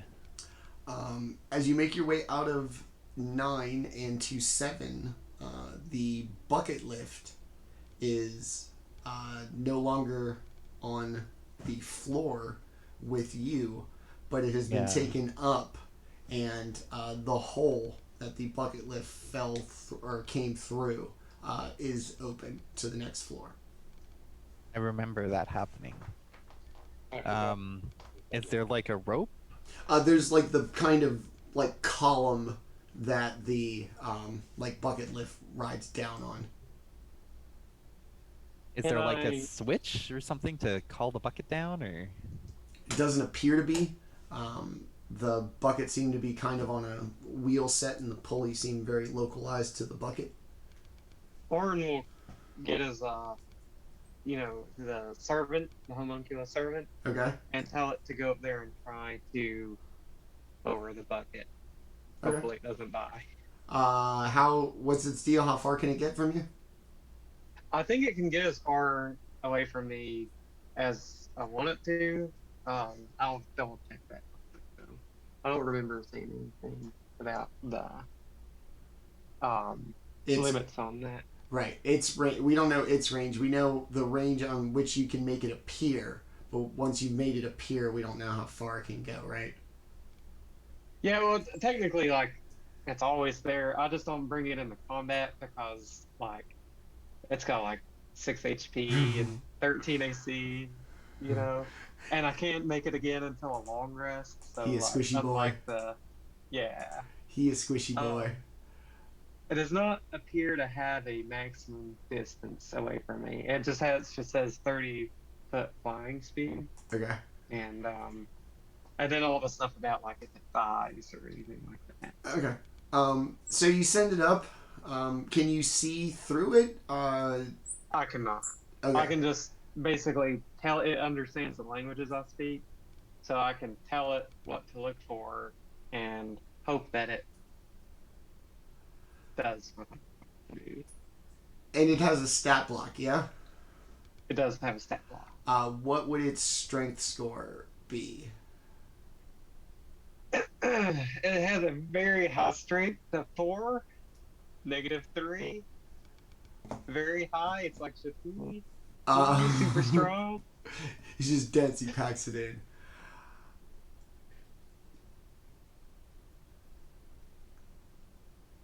It is not strong enough to, move the ropes between the pulleys. You do remember there being a lever near the pulleys, though, however. So I will, after it comes back, basically doing a little circle saying, can't do it or whatever, I'll say, try the lever this time. It's gonna, kind of putter up there, and you hear a kind of banging in the basket kind of shifting, and suddenly a large click, and the basket just comes crashing to the ground, spraying dust everywhere. It doesn't break. It seems pretty sturdily built, but it scares the shit out of everybody, and it's a pretty large, pretty loud clamoring of it. But it's down. Anybody of you quite strong enough to operate the pulleys? Not a 4. Okay, let's get in that bucket. I'll operate Yeah. it. Wait, we have to do 2 at a time, don't we? Yeah. Me and Orryn first. Yup. Yeah. Okay. I think everyone has higher strength than Orryn. Alright, so Jaatuuli and Orryn get to the top. Send the bucket back down. While you send the bucket down, what do you want to do? You are now in what? Number 6 on level 1 of the dungeon. Or the mine. Just the wooden platform where the bucket lift operates, and then like the tunnel, and then back again on the 3rd story of this, kind of big ass hole that you just chucked a drow down. Probably just stay vigilant in the area I'm in until they come up from the bucket. Okay. All right. And then, all right. Baldr and Kelroth are going to make their way to the top. It's a little unsure of itself, and when it comes to a rest, it kind of makes another large, loud sound, which is probably from everything being potentially like knocked out of whack from the fall of Orryn's homunculus letting the break go.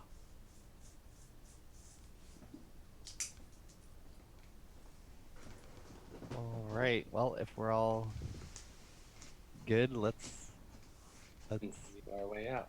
let's get the fuck out of here. All right, you make your way along the first set of scaffolding over the large hole in the top of the waterfall immediately across, through just a big open chamber, and all your way back to the entrance with all the mining tools and everything else. And as you pop up out of the mine, it's getting towards the tail end of the period of light during the day. So the forest is actually, you can actually see in it.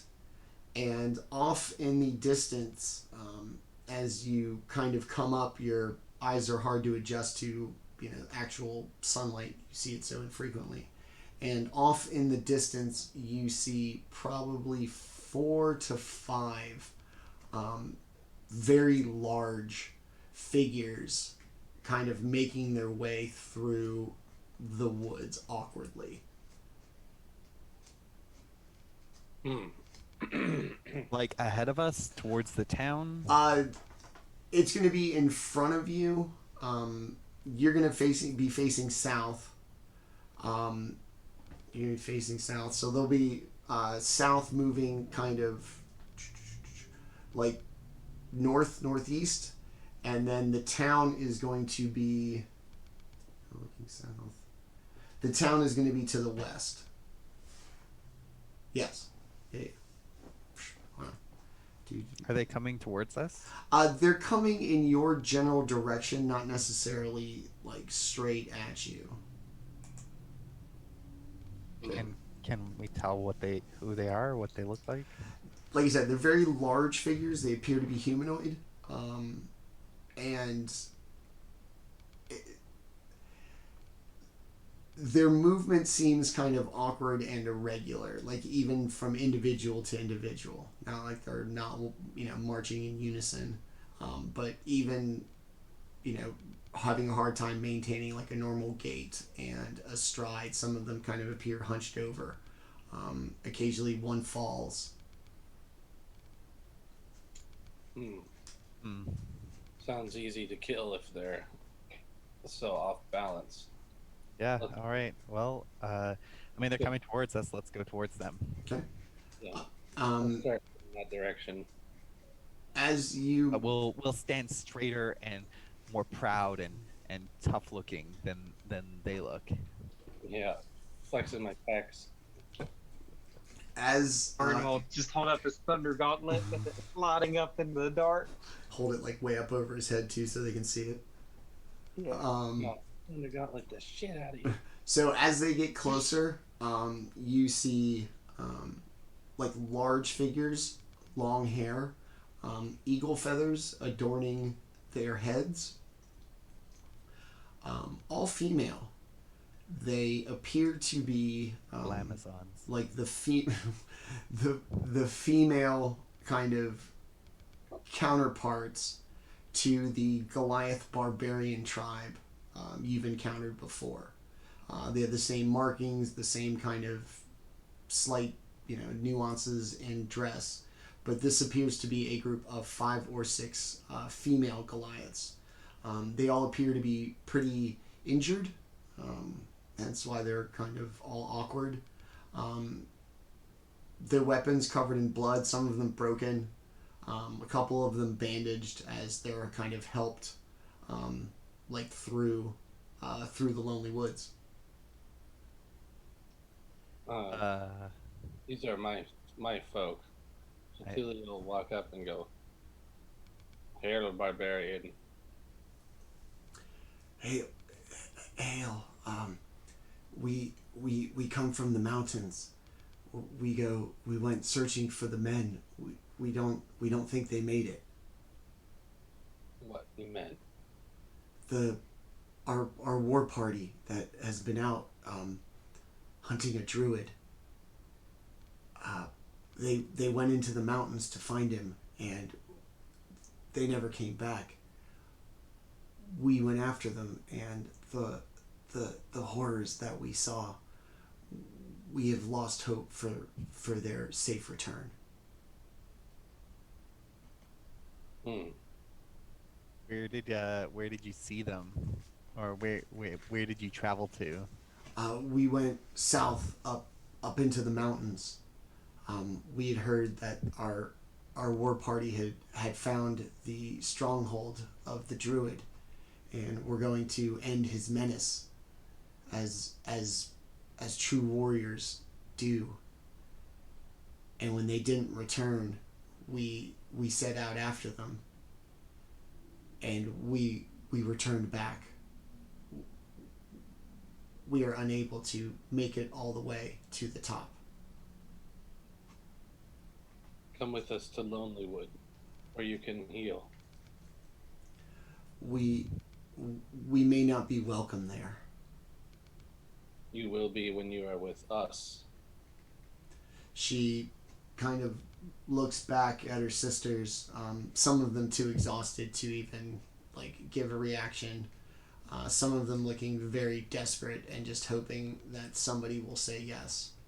And eventually she...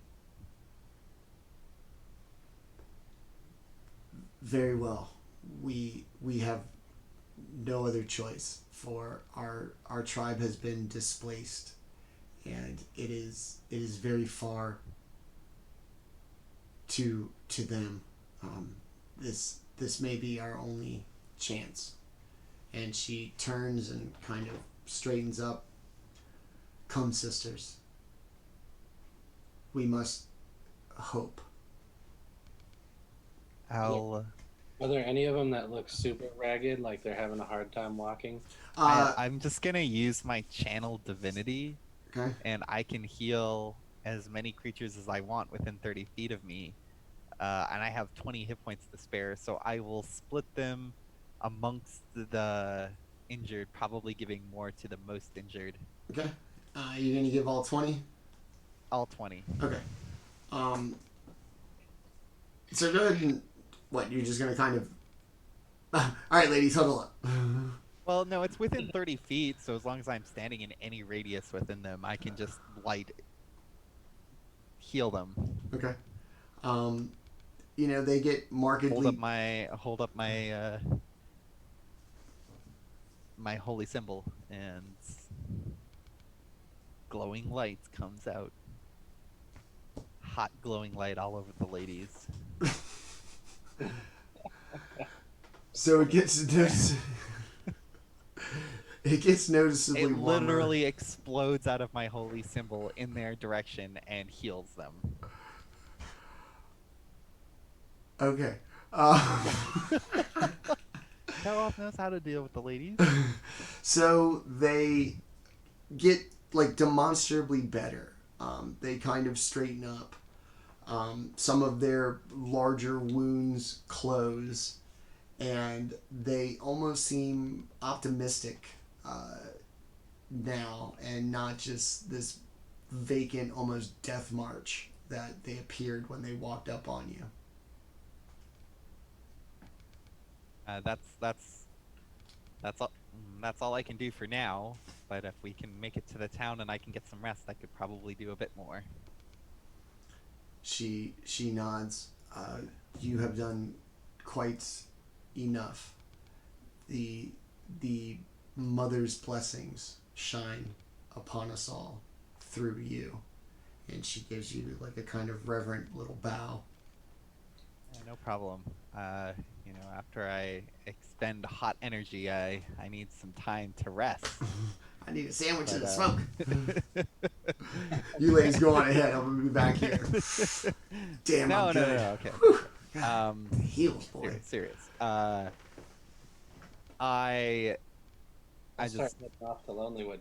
yeah. I'm just like we actually just got out of a terrible battle ourselves, so I don't have a lot of healing left. But yes, if we get to town, I think everything will be fine. Yes, enough fooling about. Sorry. You make your way back to the woods. Like I said, it wasn't too far away from Lonelywood. And as you make your way back into town, you start to see like life returned to this town. There's smoke coming out of the chimneys. There's light in the windows, and there seems to be a little bit of activity. It's an unwalled city, so basically you're just going to walk out of this like cut through the woods, flanked by 6 Goliaths.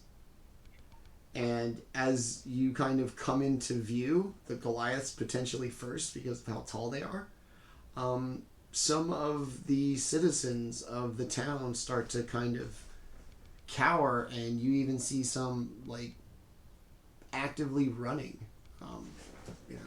back to their homes, and a small little panic kind of ensues, and the sound of like slamming doors and all kinds of things can be heard as you make your way back into town. I laugh. Pathetic. I'm just like, wow, you guys must be pretty tough. Did you didn't happen to attack these people, did you? They're barbarians, of course they're tough. We are misunderstood. mean, obviously, yes. We are misunderstood for our choice to live out away from the 10 towns. That we must be savages or just a horde. We choose isolation for ourselves and for our tribe so that we may restore and maintain the ways of our people. We do not think ourselves better or separate from any, other than just a desire to maintain our own culture. My tribe is savage. Don't forget that. As you kind of get your way into town, Speaker Sean, kind of comes out and sees orc. Or is he half orc. Half orc, okay. Kind of sees the commotion and what is the meaning of this, and kind of turns and is startled by your appearance. I take it you've dealt with the mine? Oh yes, drow meat tastes excellent. Drow. Yes, there were drow. We destroyed them. And there were some other nasties in there. On our way back, we ran into these tribesfolk, barbarian, and we offered them aid on their journey. But we're back now, and we dealt with the unnatural things that were in the cave. Yes, true to your reputation. We we will offer them shelter. I'm sure Rudiger would love the company, and he's a half orc, so he's pretty big himself, and you see him kind of like trying to stand near him to kind of measure himself against these Goliaths, and he hides it poorly, and it's quite apparent how much bigger they are than him, and he gets kind of like down on himself. Yes. I kind of smirk a little bit as I'm also like a foot taller than he is. Like, I'm sure Rudiger would put everybody up, and that the barn has plenty of room. Perfect. I'm pretty sure these people only intend to stay here to treat their wounds, and then they'll be on their way. And wait, this is did we say we're gonna get paid for this or something? This is not. I'm not saying this. I'm just curious. I'll look over it. Yes, we did. Ah, good. And then we can, we'll tend to our wounds and tend to theirs, and then maybe we can discuss payment. We are adventurers, of course. Nobody does this stuff for free. So he kind of, steps aside and shows everybody, where Rudiger's place is, and kind of gets out of the way and kind of points. Yes, I believe we will. I have something for you as a token of appreciation. Take them to Rudiger. Hopefully he won't just talk their ear off or do something dumb. And he looks at the Goliath. I apologize. He is not a representative of all of our kind. All beer is on Jaatuuli. Let's go. Woohoo!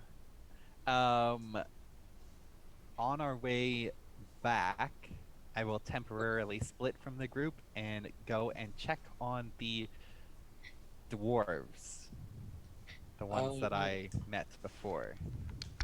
You knock on the door, and you hear like kind of clamoring of voices, and they open the door very excitedly. Oh my God, you're back. Oh, thank you. You should see it. It's so much better. Good. I'm glad to hear. I just wanted to make sure that everything was going okay and that it was getting better. Because if it wasn't, I might have had to use some magic or something to fix it. But it sounds like your wife is getting better. And she comes to the door and like pushes him out of the way and like gives you like a big hug, like just on the underside of your waist. A couple of my bones crack. Thank you so much. Female dwarf. Oh, yes. You're welcome. I just wanted to help. I'm glad that you are doing better. Yes, thank you so much. Yes, and like the husband looks at her and she's like, yes, I know. And they both kind of just, that awkward, like persistent nod of appreciation. Okay, well, I didn't want to take too much of your time. I just wanted to make sure that you're doing okay. If you need anything else, I think we're in town for maybe one more day. I'll be staying at Rudiger's Tavern. Thank you. You've already done more than enough. We cannot thank you enough. And as he closes the door, he's like, "See, I told you should have seen him, and you tried to fight with me." As he kind of closes the door.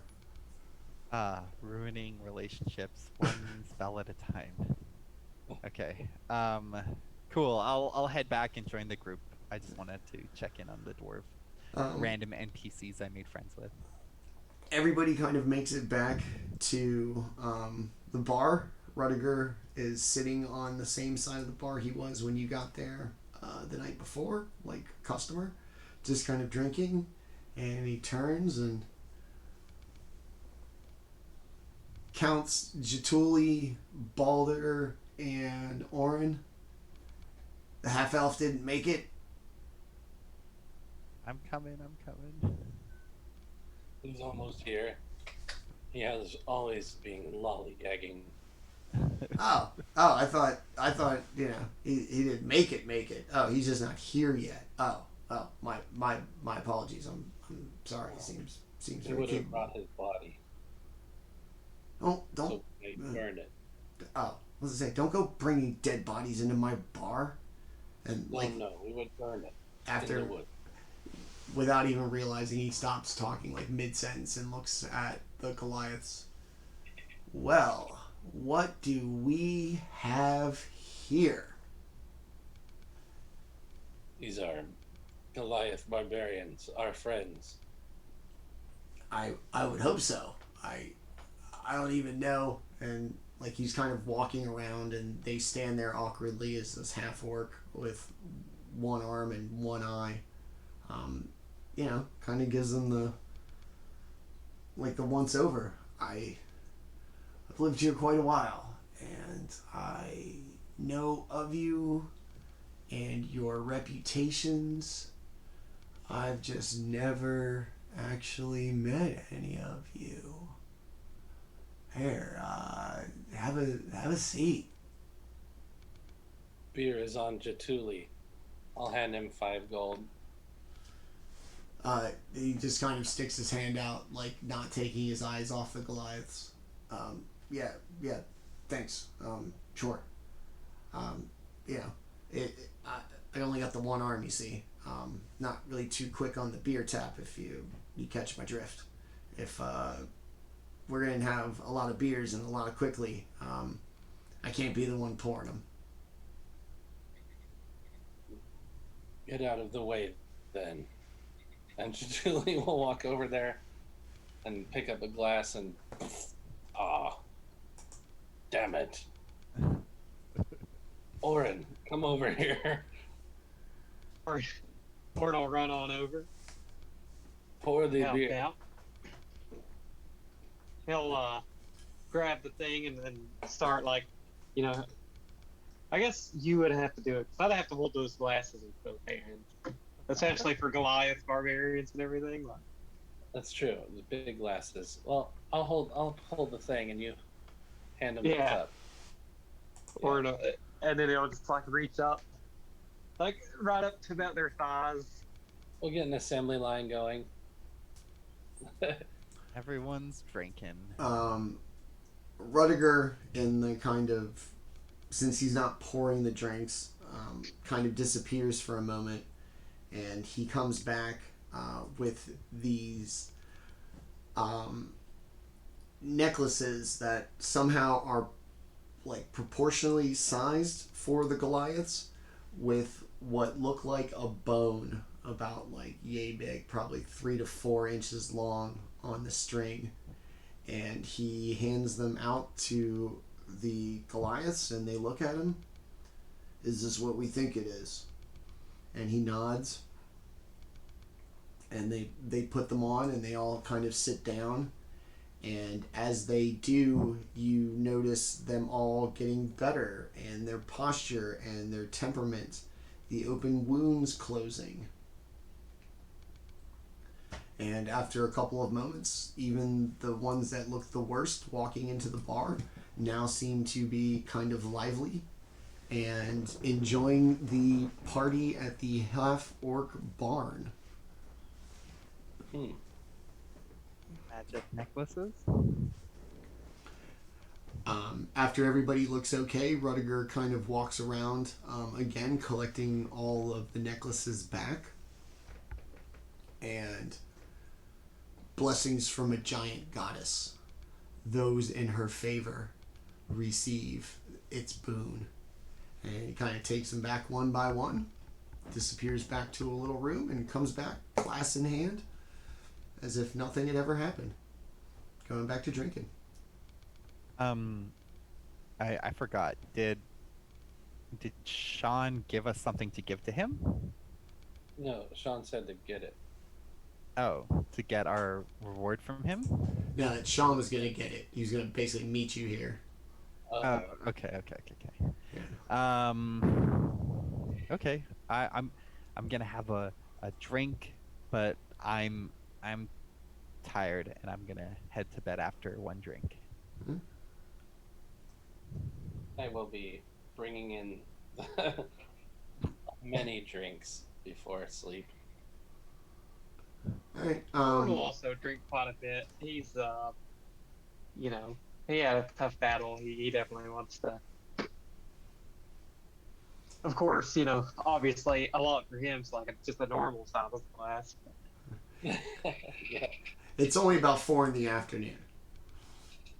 Oh, that's perfect drinking time. That's what I'm saying. It's more of a happy hour. I was like, it's like if you're getting day drunk and passing out at 6, it's a whole other different story.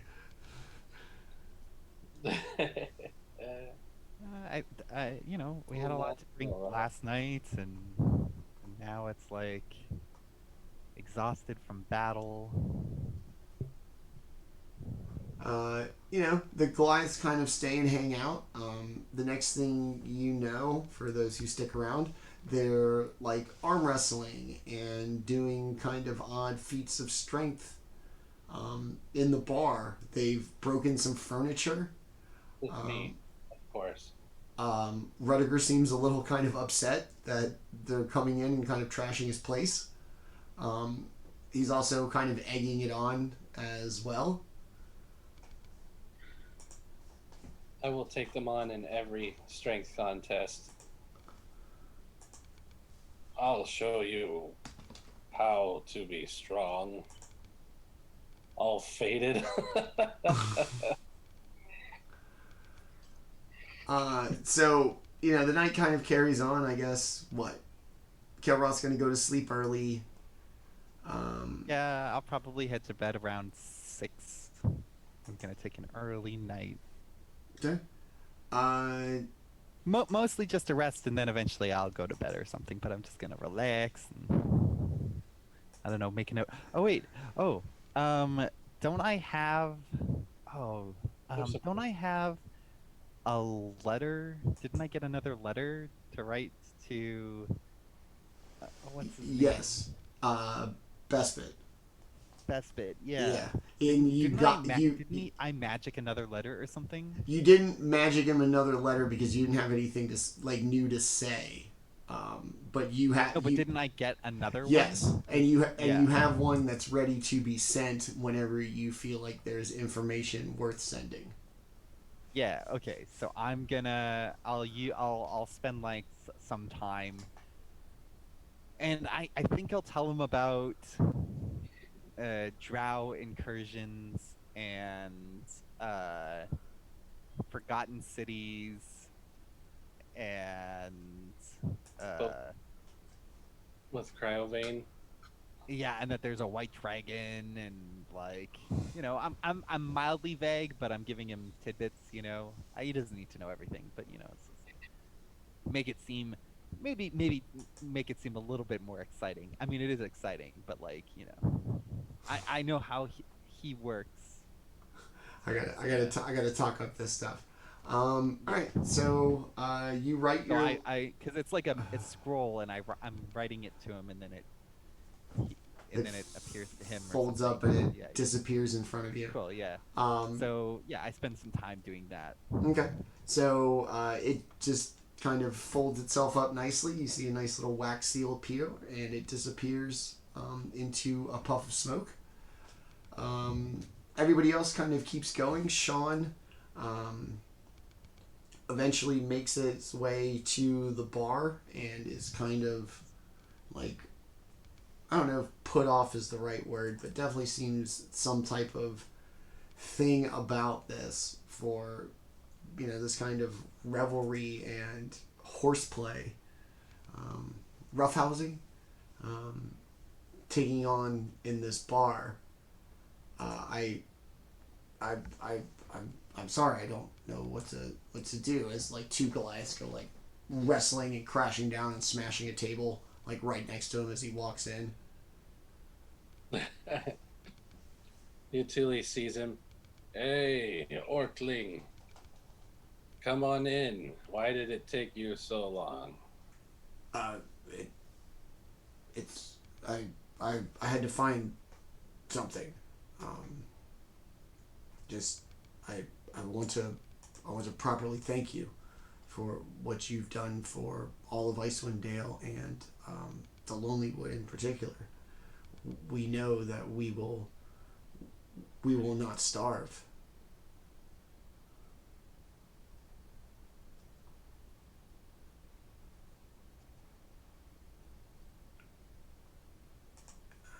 Where'd it go?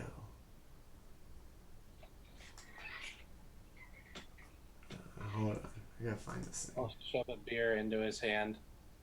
Jaatuuli says beer is on the house. He kind of grabs it and looks around and sees like the Goliaths like wrestling everywhere. What are they doing here? Why are they so close to the Lonelywood? They were hurt looking for their menfolk. So we brought them with us to heal them. They are cool. What happened to their menfolk? Dead trying to wrangle a druid. I wonder if that's the druid of the mountain that we keep hearing about. All of the mountains. We've had a few villagers driven mad by a voice in their head that just wandered off into the tundra, never to return after speaking for days or weeks about a voice. Sounds very possible. It and kind of looks at them. Are their menfolk dead? Dead. Yes. Kind of looks around. I hope whatever is up there doesn't make its way down here. If it does, we will kill it and eat it. Jaatuuli likes the eating part, especially. I wish I was that confident, but I must protect this town, and seeing these Goliaths, these massive things. Look what they've done to this bar. You're gonna tell me something up there has killed 10, 12 of those, and the men? Yeah. Jaatuuli at this point is kind of like, yeah. He just kind of shakes his head. Anyway, I've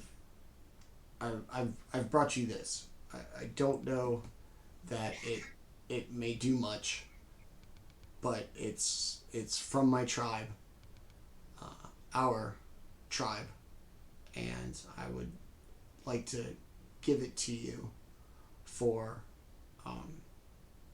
your heroism in this day. And he gives you this little thing. It's, for an orc, it's palm size, but it's probably about like this big, probably about 5 or 6 inches across, perfectly round, gold, with kind of dials. It looks like almost like a compass or something used to like track star movements. Orryn, come look at this. Jaatuuli sees shiny things only. Or will go check it out. Okay. Like I said, for you, it's going to seem kind of heavy and pretty large. It's got some jewels, like I said, some kind of gears and teeth. And as best you could tell, it looks kind of, like I said, like star patterns and constellations on it. would Orryn know anything about what it may be used for, like as far as like the because he studied at Silvery Moon, but I'm not sure. Yeah. It's definitely magical, and it probably does something more than just its simple appearance.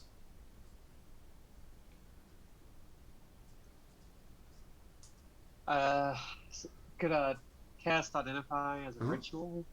So that's what Orryn will do. Orryn will get out his toolbox as part of the ritual and start like tinkering around, like figuring out what it does and what its purpose is. Okay.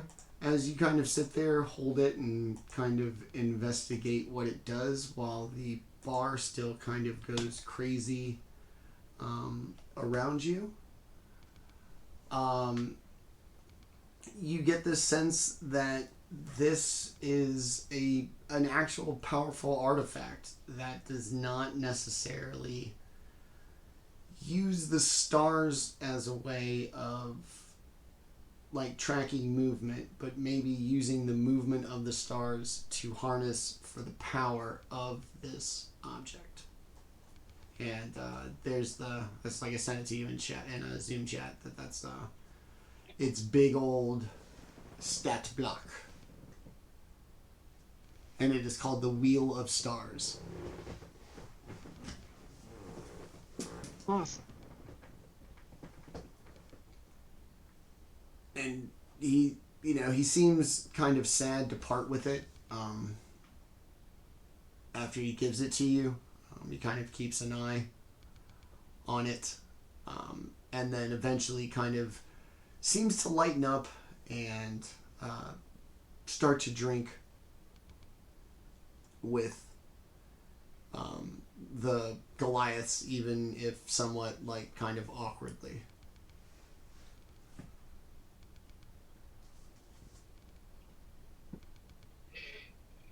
So Orryn is definitely interested in this thing. As he learns a whole lot more about it, he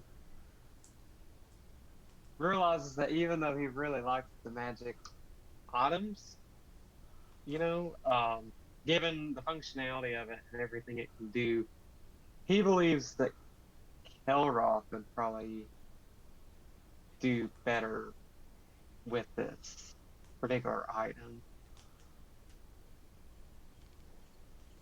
All right. Mostly the Port of the Stars. yeah, I think Port of the Stars is a very cleric-esque Okay. kind of. Then you will hand it to Kelroth. Yeah. Not there. Yeah, Kelroth is he went on to bed, so basically he's going to he's gonna get all comfy or whatever, and then he's just gonna hear like a loud banging, like Kelroth, Kelroth, Kelroth, Kelroth. I'll be I got something partway for you. through writing my message, and I'll open the door.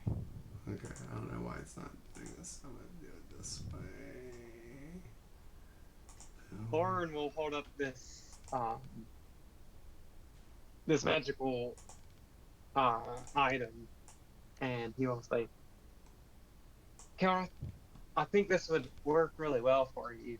With this, it'll give you certain abilities to like change events as they happen, and you can do things like allow people to fly, which I think would be really useful for you, because like with the rope, you could not cross the rope earlier, so I think this would be really useful for you. Is this like what is this? Is like it's like a box or? It's like you would think of like a compass, like that we would know. Like it's probably a flat little metal disc. The top opens. It's got all these things, like I said, like star signs, that kind of thing. On the ends. Like, is it pretty big or is it like? It's proportional to like an orc's hand. So for Orryn, it's probably like a dinner plate, or not a dinner plate, like a salad plate. For you, Sure. probably like a saucer. Okay, so it's decent size. Yes. And also, don't worry about the part that says part of a whole. I copied and pasted too much. It's okay. Okay.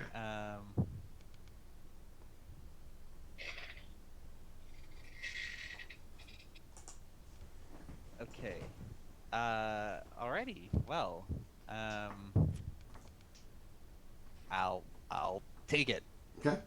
I'll say, oh, okay. Well, we'll just pretend that you explained to me Everything what that it it is. does. Yeah. Yeah. And I'll be like, yeah, I guess I could put some use to this. Thank you. That's very generous. I can imagine now when stacking blasts on top of Portent of the Stars. Like how you rolled a 2? Too bad, it's a hit.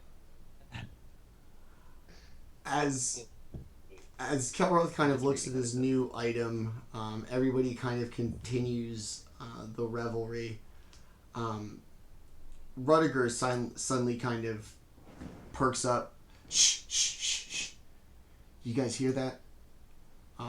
Everybody give me a perception check, please. Is this a fart joke or is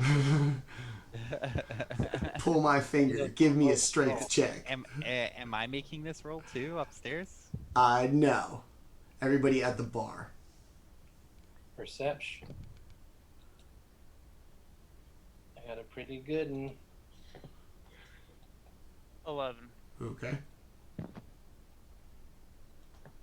20. Okay. Dirty 20.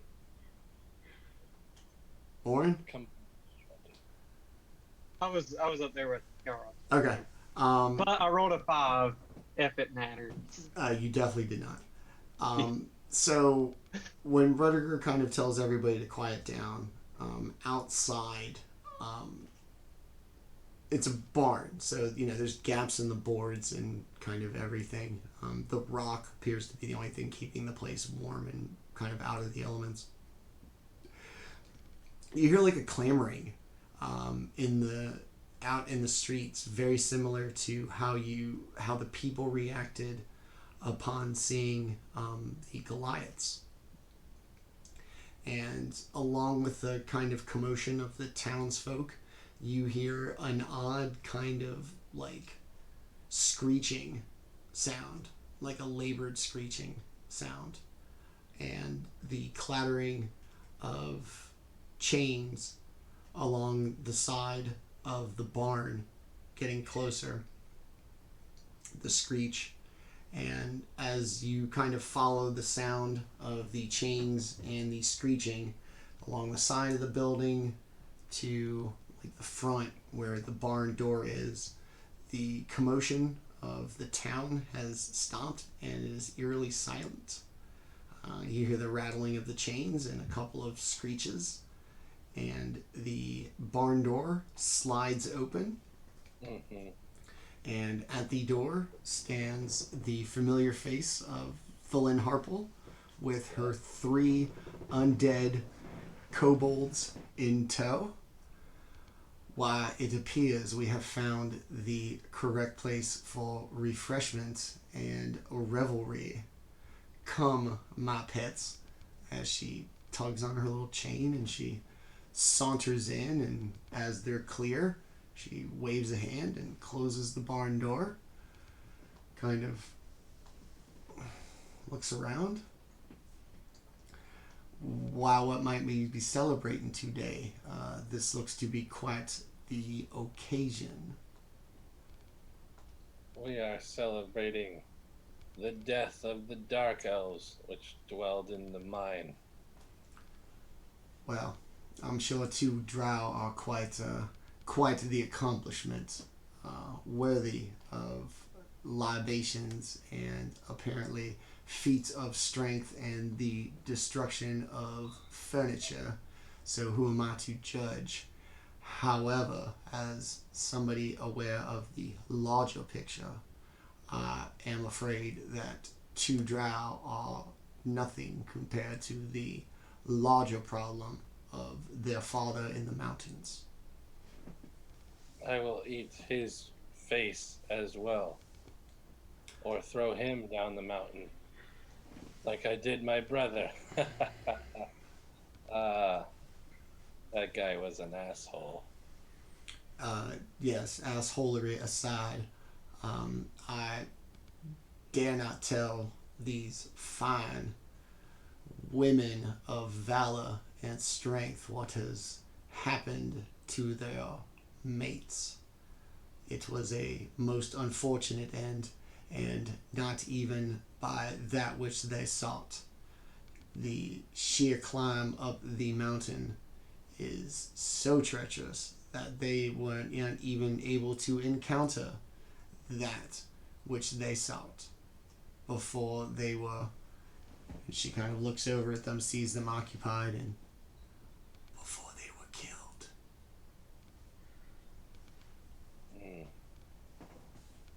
Strange. Goliaths are mountain folk like us. They should have no problem getting where they wanted to go. Why, in times past, that may be true, but in today's age, they rank nowhere near the apex predators that they once were. The current occupant of the mountain has raised an army of beings of all kinds, invading their minds, making them his, doing his bidding.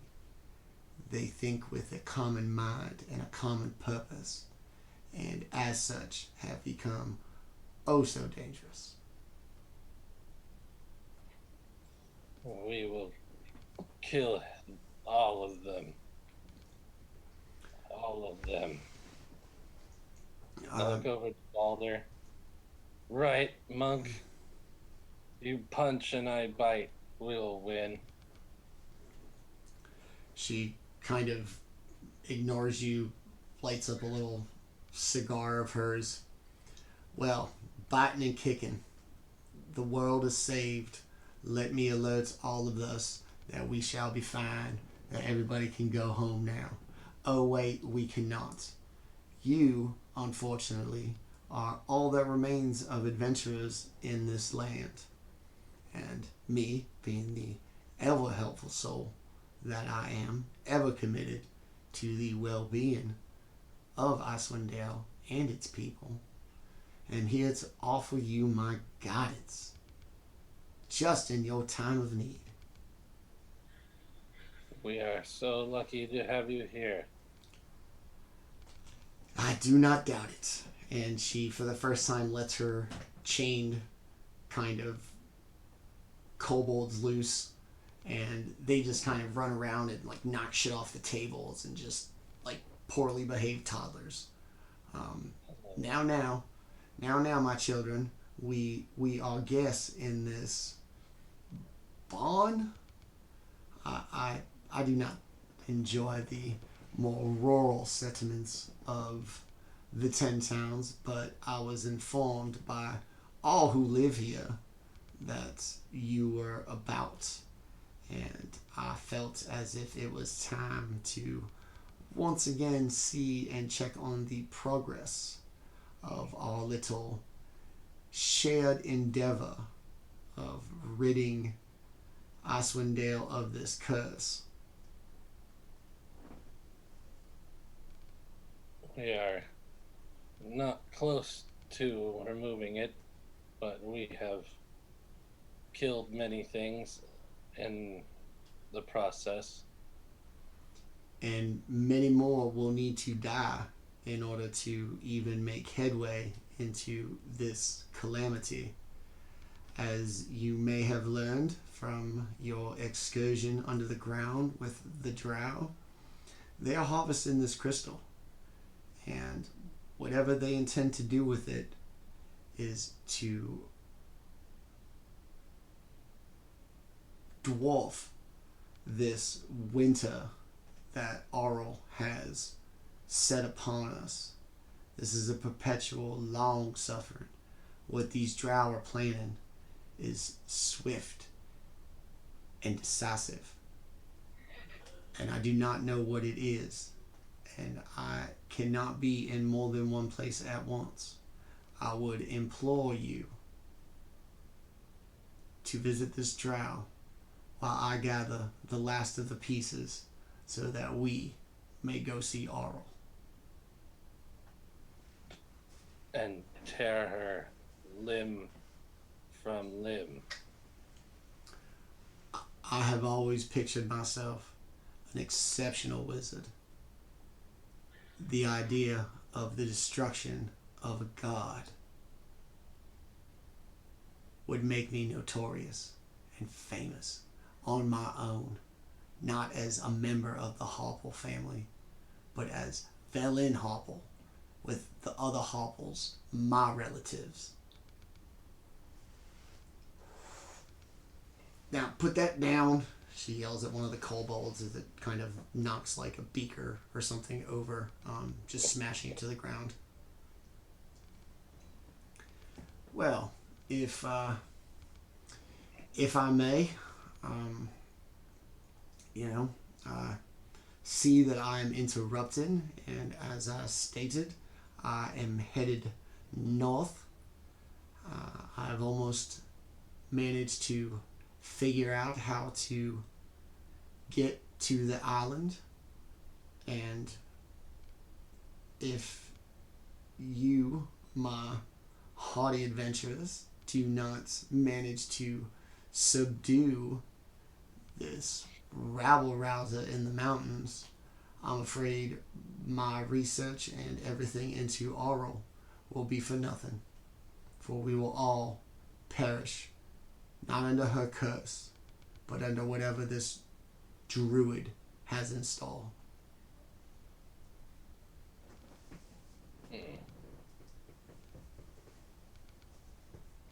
We will not fail. You may not succeed either.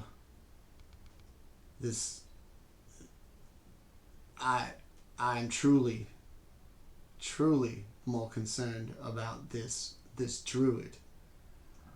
For they have snuck up right under our noses, completely unnoticed until now. They are at the height of their power and exceptionally dangerous.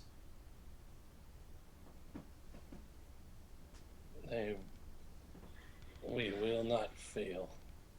Jaatuuli will die trying. And if Jaatuuli dies, there are hundreds of other lizards that will die to avenge Jaatuuli.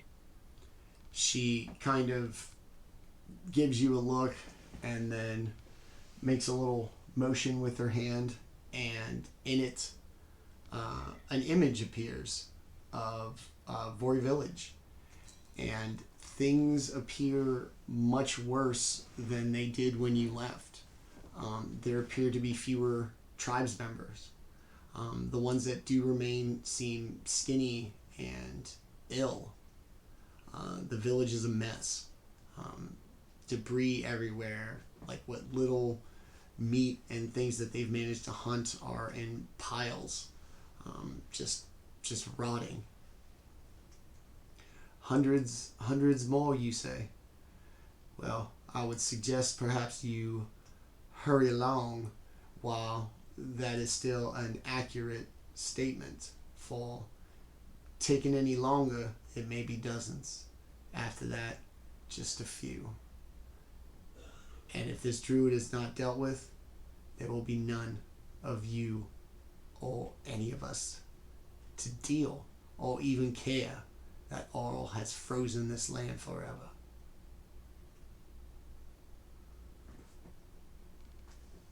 And that's... Jaatuuli grabs his holy symbol and looks pretty sobered up at this point. And that's where we'll leave it, with her ominous, threatening warning in her very proper southern voice. Shitty of my village.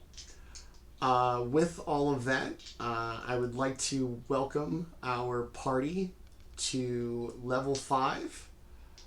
And Wow. and cool stuff. 3rd level spell slots, resurrection magic, if particular. Not to be shitty, but the reason why that those two drow were so dangerous was that this is probably my last chance to kill somebody and have it be a thing. Because after this, Kelroth's just going to be like, all right, you're up, you're okay. I mean, I suppose. Right, but like I said, I was like, this is my last chance to kill him when it's still a thing. Because even if I kill you now, by the end of the session, you'll be like, all right, well, we're good now. Boop. I mean, if I'm the one who dies. True, it's still a thing. I like things on 9th level, because Orryn will also get the Revivify. What, 9th level spell? Oh. At at character level. okay. Comes with the half cast. Yeah. Oh, okay. That's not too bad. And it's gonna be like the Yeah. whatever they're called. Yeah, don't use spiders for your resurrection magic. Think of something like cuddlier. I don't know what, but like something better. It did. Oh. Defibrillator. Yeah, defibrillator. That's what it is. All right, so Thunder Gauntlet's gonna have lots of uses. the name of this episode, which I don't think I dropped, it's been in the title on Twitch. It's called Mind Blowing Discovery. Mind blowing. Yeah. That thing's mind blowed. Right. And all right, so yeah, we have now hit the end, or is 5 the end of tier 1? Yes. No. Yeah. Yes. Yeah. Okay. I think so, because your proficiency goes up, and that's when spellcasters get their 3rd level, and warriors and barbarians and stuff get their 2nd attack. And, Yeah. so I think that it would be a safe thing to consider. Okay. Yeah. All right, so we've reached the end of tier 1, and We're now... not babies anymore. No. You guys are big beefy boys who can do stuff. Boys. Yeah. And now we're gonna Unless watch I roll like one the on monk. HP. Watch the monk like attack like 14 times. Watch me hit Not quite. Watch Only 13. Watch me hit Jaatuuli for like 60 damage, and he'll be like, so 3. Got it. Yeah. All right. Yeah, we spend a lot of time talking about the characters, and another great episode. Like I said, level 5. Caused some problems, solved some problems, had some fun, gained a level, fought Drow and almost died, but didn't. Womp womp, sad dungeon master sounds. So, before we get out of here, let us meet the actual people behind these amazing characters. And we will start, we'll go back around the way we came. We'll start in the bottom with our Thunder Gauntleting Artificer. Orryn, tell us about Landon. I'm Landon Baker. I am a software developer. I have a wife, and I have 2 Saint Bernard puppies. Not puppies. Well, I call them puppies. Yeah, they're my puppies, but they're getting older now. I love Dungeons and Dragons and pretty much anything to do with like fantasy or medieval kind of stuff. I like steampunk as well. Here recently, I've been playing a lot of Dark Souls because I have been unable to get my hands on a PlayStation 5 and get Demon Souls. Me too. Yeah, I wish there's nothing we can do about it. But when I'm able to get my hands on a PlayStation 5, let me tell you, it'll be D&D and PlayStation 5, and then my wife will see me in like 3 months. I love you. Bye. All right. But yeah, that's me. Awesome. Let's move upstairs to our lizard folk barbarian, who may have been nice today because of Tenta's lack of sleep. Yeah, I didn't do that last night. So I was either going to be really ragey or really goofy. I feel like I kind of hit in between at moments. I'm Tenta. I play Jaatuuli. I'm married. I've got 2 cats. I love video games. I love D&D, Shadowrun, Gamma World, all kinds of tabletop RPGs. I like blood sports. I like MMA, bare knuckle fighting. I recently discovered professional slapping. I've seen that. And that is my new The joy. Russian circuit? Yeah. Yeah, Yeah. the Polish circuit seems to be my favorite right now, actually. But That's my new joy in life, and I am thinking about maybe trying it. All right, I'm gonna have to brush up on international slapping and the differences between leagues. Suddenly, it's becoming European soccer, but with big dudes just slapping the fuck out of each other. And it's great. I'm so excited about it. I really want to do it. Bah! All right, Yeah. let's slide over to the person who actually slaps and kicks things for a living on this show. Baldr, tell us about Lewis. I am Lewis. I am a catering chef by day, husband, father by night. I have a wonderful dog and cats who are a pain in my ass, but I love them dearly. And other than that, I love playing D&D and playing video games. I'm a big nerd at heart, so I fit in right around here with everybody else. We don't stray too far from the common ground here. That's right. All right. Let us finish up with our person still in sunlight because he lives on the West Coast. Is it? Yeah. Let's finish up with Kelroth. Tell us about Dustin. Yeah, it's sunny times here for maybe another hour or two. My name is Dustin. I live in beautiful British Columbia, Vancouver, and yeah, I'm a bartender. I'm a server, and I do the geeky things like video games. I don't think I've ever mentioned it, but I used to captain and coach soccer and volleyball teams. I like the sports, and yeah, I'm just having a lot of fun. It's pretty exciting to play this campaign and see where things go. And I want a PlayStation 5, so and also I want to upgrade my graphics card. I want a new graphics card. I haven't gone on vacation in so long because of COVID. You think they'd have some electronics for me? I want electronics.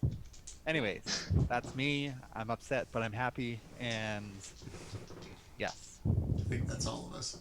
I'm angry, but I'm surviving, so I guess I'm okay. I want the new 3000 series. Come on. Yeah, it's like my 1066 GT is not it's good enough. It's gonna do, but I want I something bought bigger. an ultra wide, so I got a new graphics card and an ultra wide, but now it's not quite enough to deal with the huge monitor I have. And I'm like, I just bought a desk to make so it's not so fucking crammed in here when I'm trying to do these shows. Like I'm trying to do this on like a car seat essentially. All right, so I'm Manny at GrowedUpGeek on Twitch, Twitter, Instagram, and now YouTube. YouTube, you can find every episode of this show fully uploaded and coming soon. This episode, as well as rounding out our One Shot Wednesday episodes. Speaking of One Shot Wednesdays, if you're not going to check us out here on Tuesday nights at 7 p.m. Eastern for Twilight Malediction, check us out on Wednesday nights at 7 p.m. Eastern Time for One Shot Wednesdays, where we want one shot a week. Different rotation of characters, occasionally DMs. We had a guest DM last week. I got to play with Lewis and Tenta. It was a lot of fun and exceptionally creepy as hell to be a part of. And we just lost Lewis. But yeah, so to everybody who came out today, thank you very much. We appreciate it. Come check us out tomorrow night at 7 p.m. And if you don't make it out next week or tomorrow, hopefully we'll see you next week for episode 17 of Twilight Malediction. So until then, thanks for watching, and we'll see you all next week. Bye.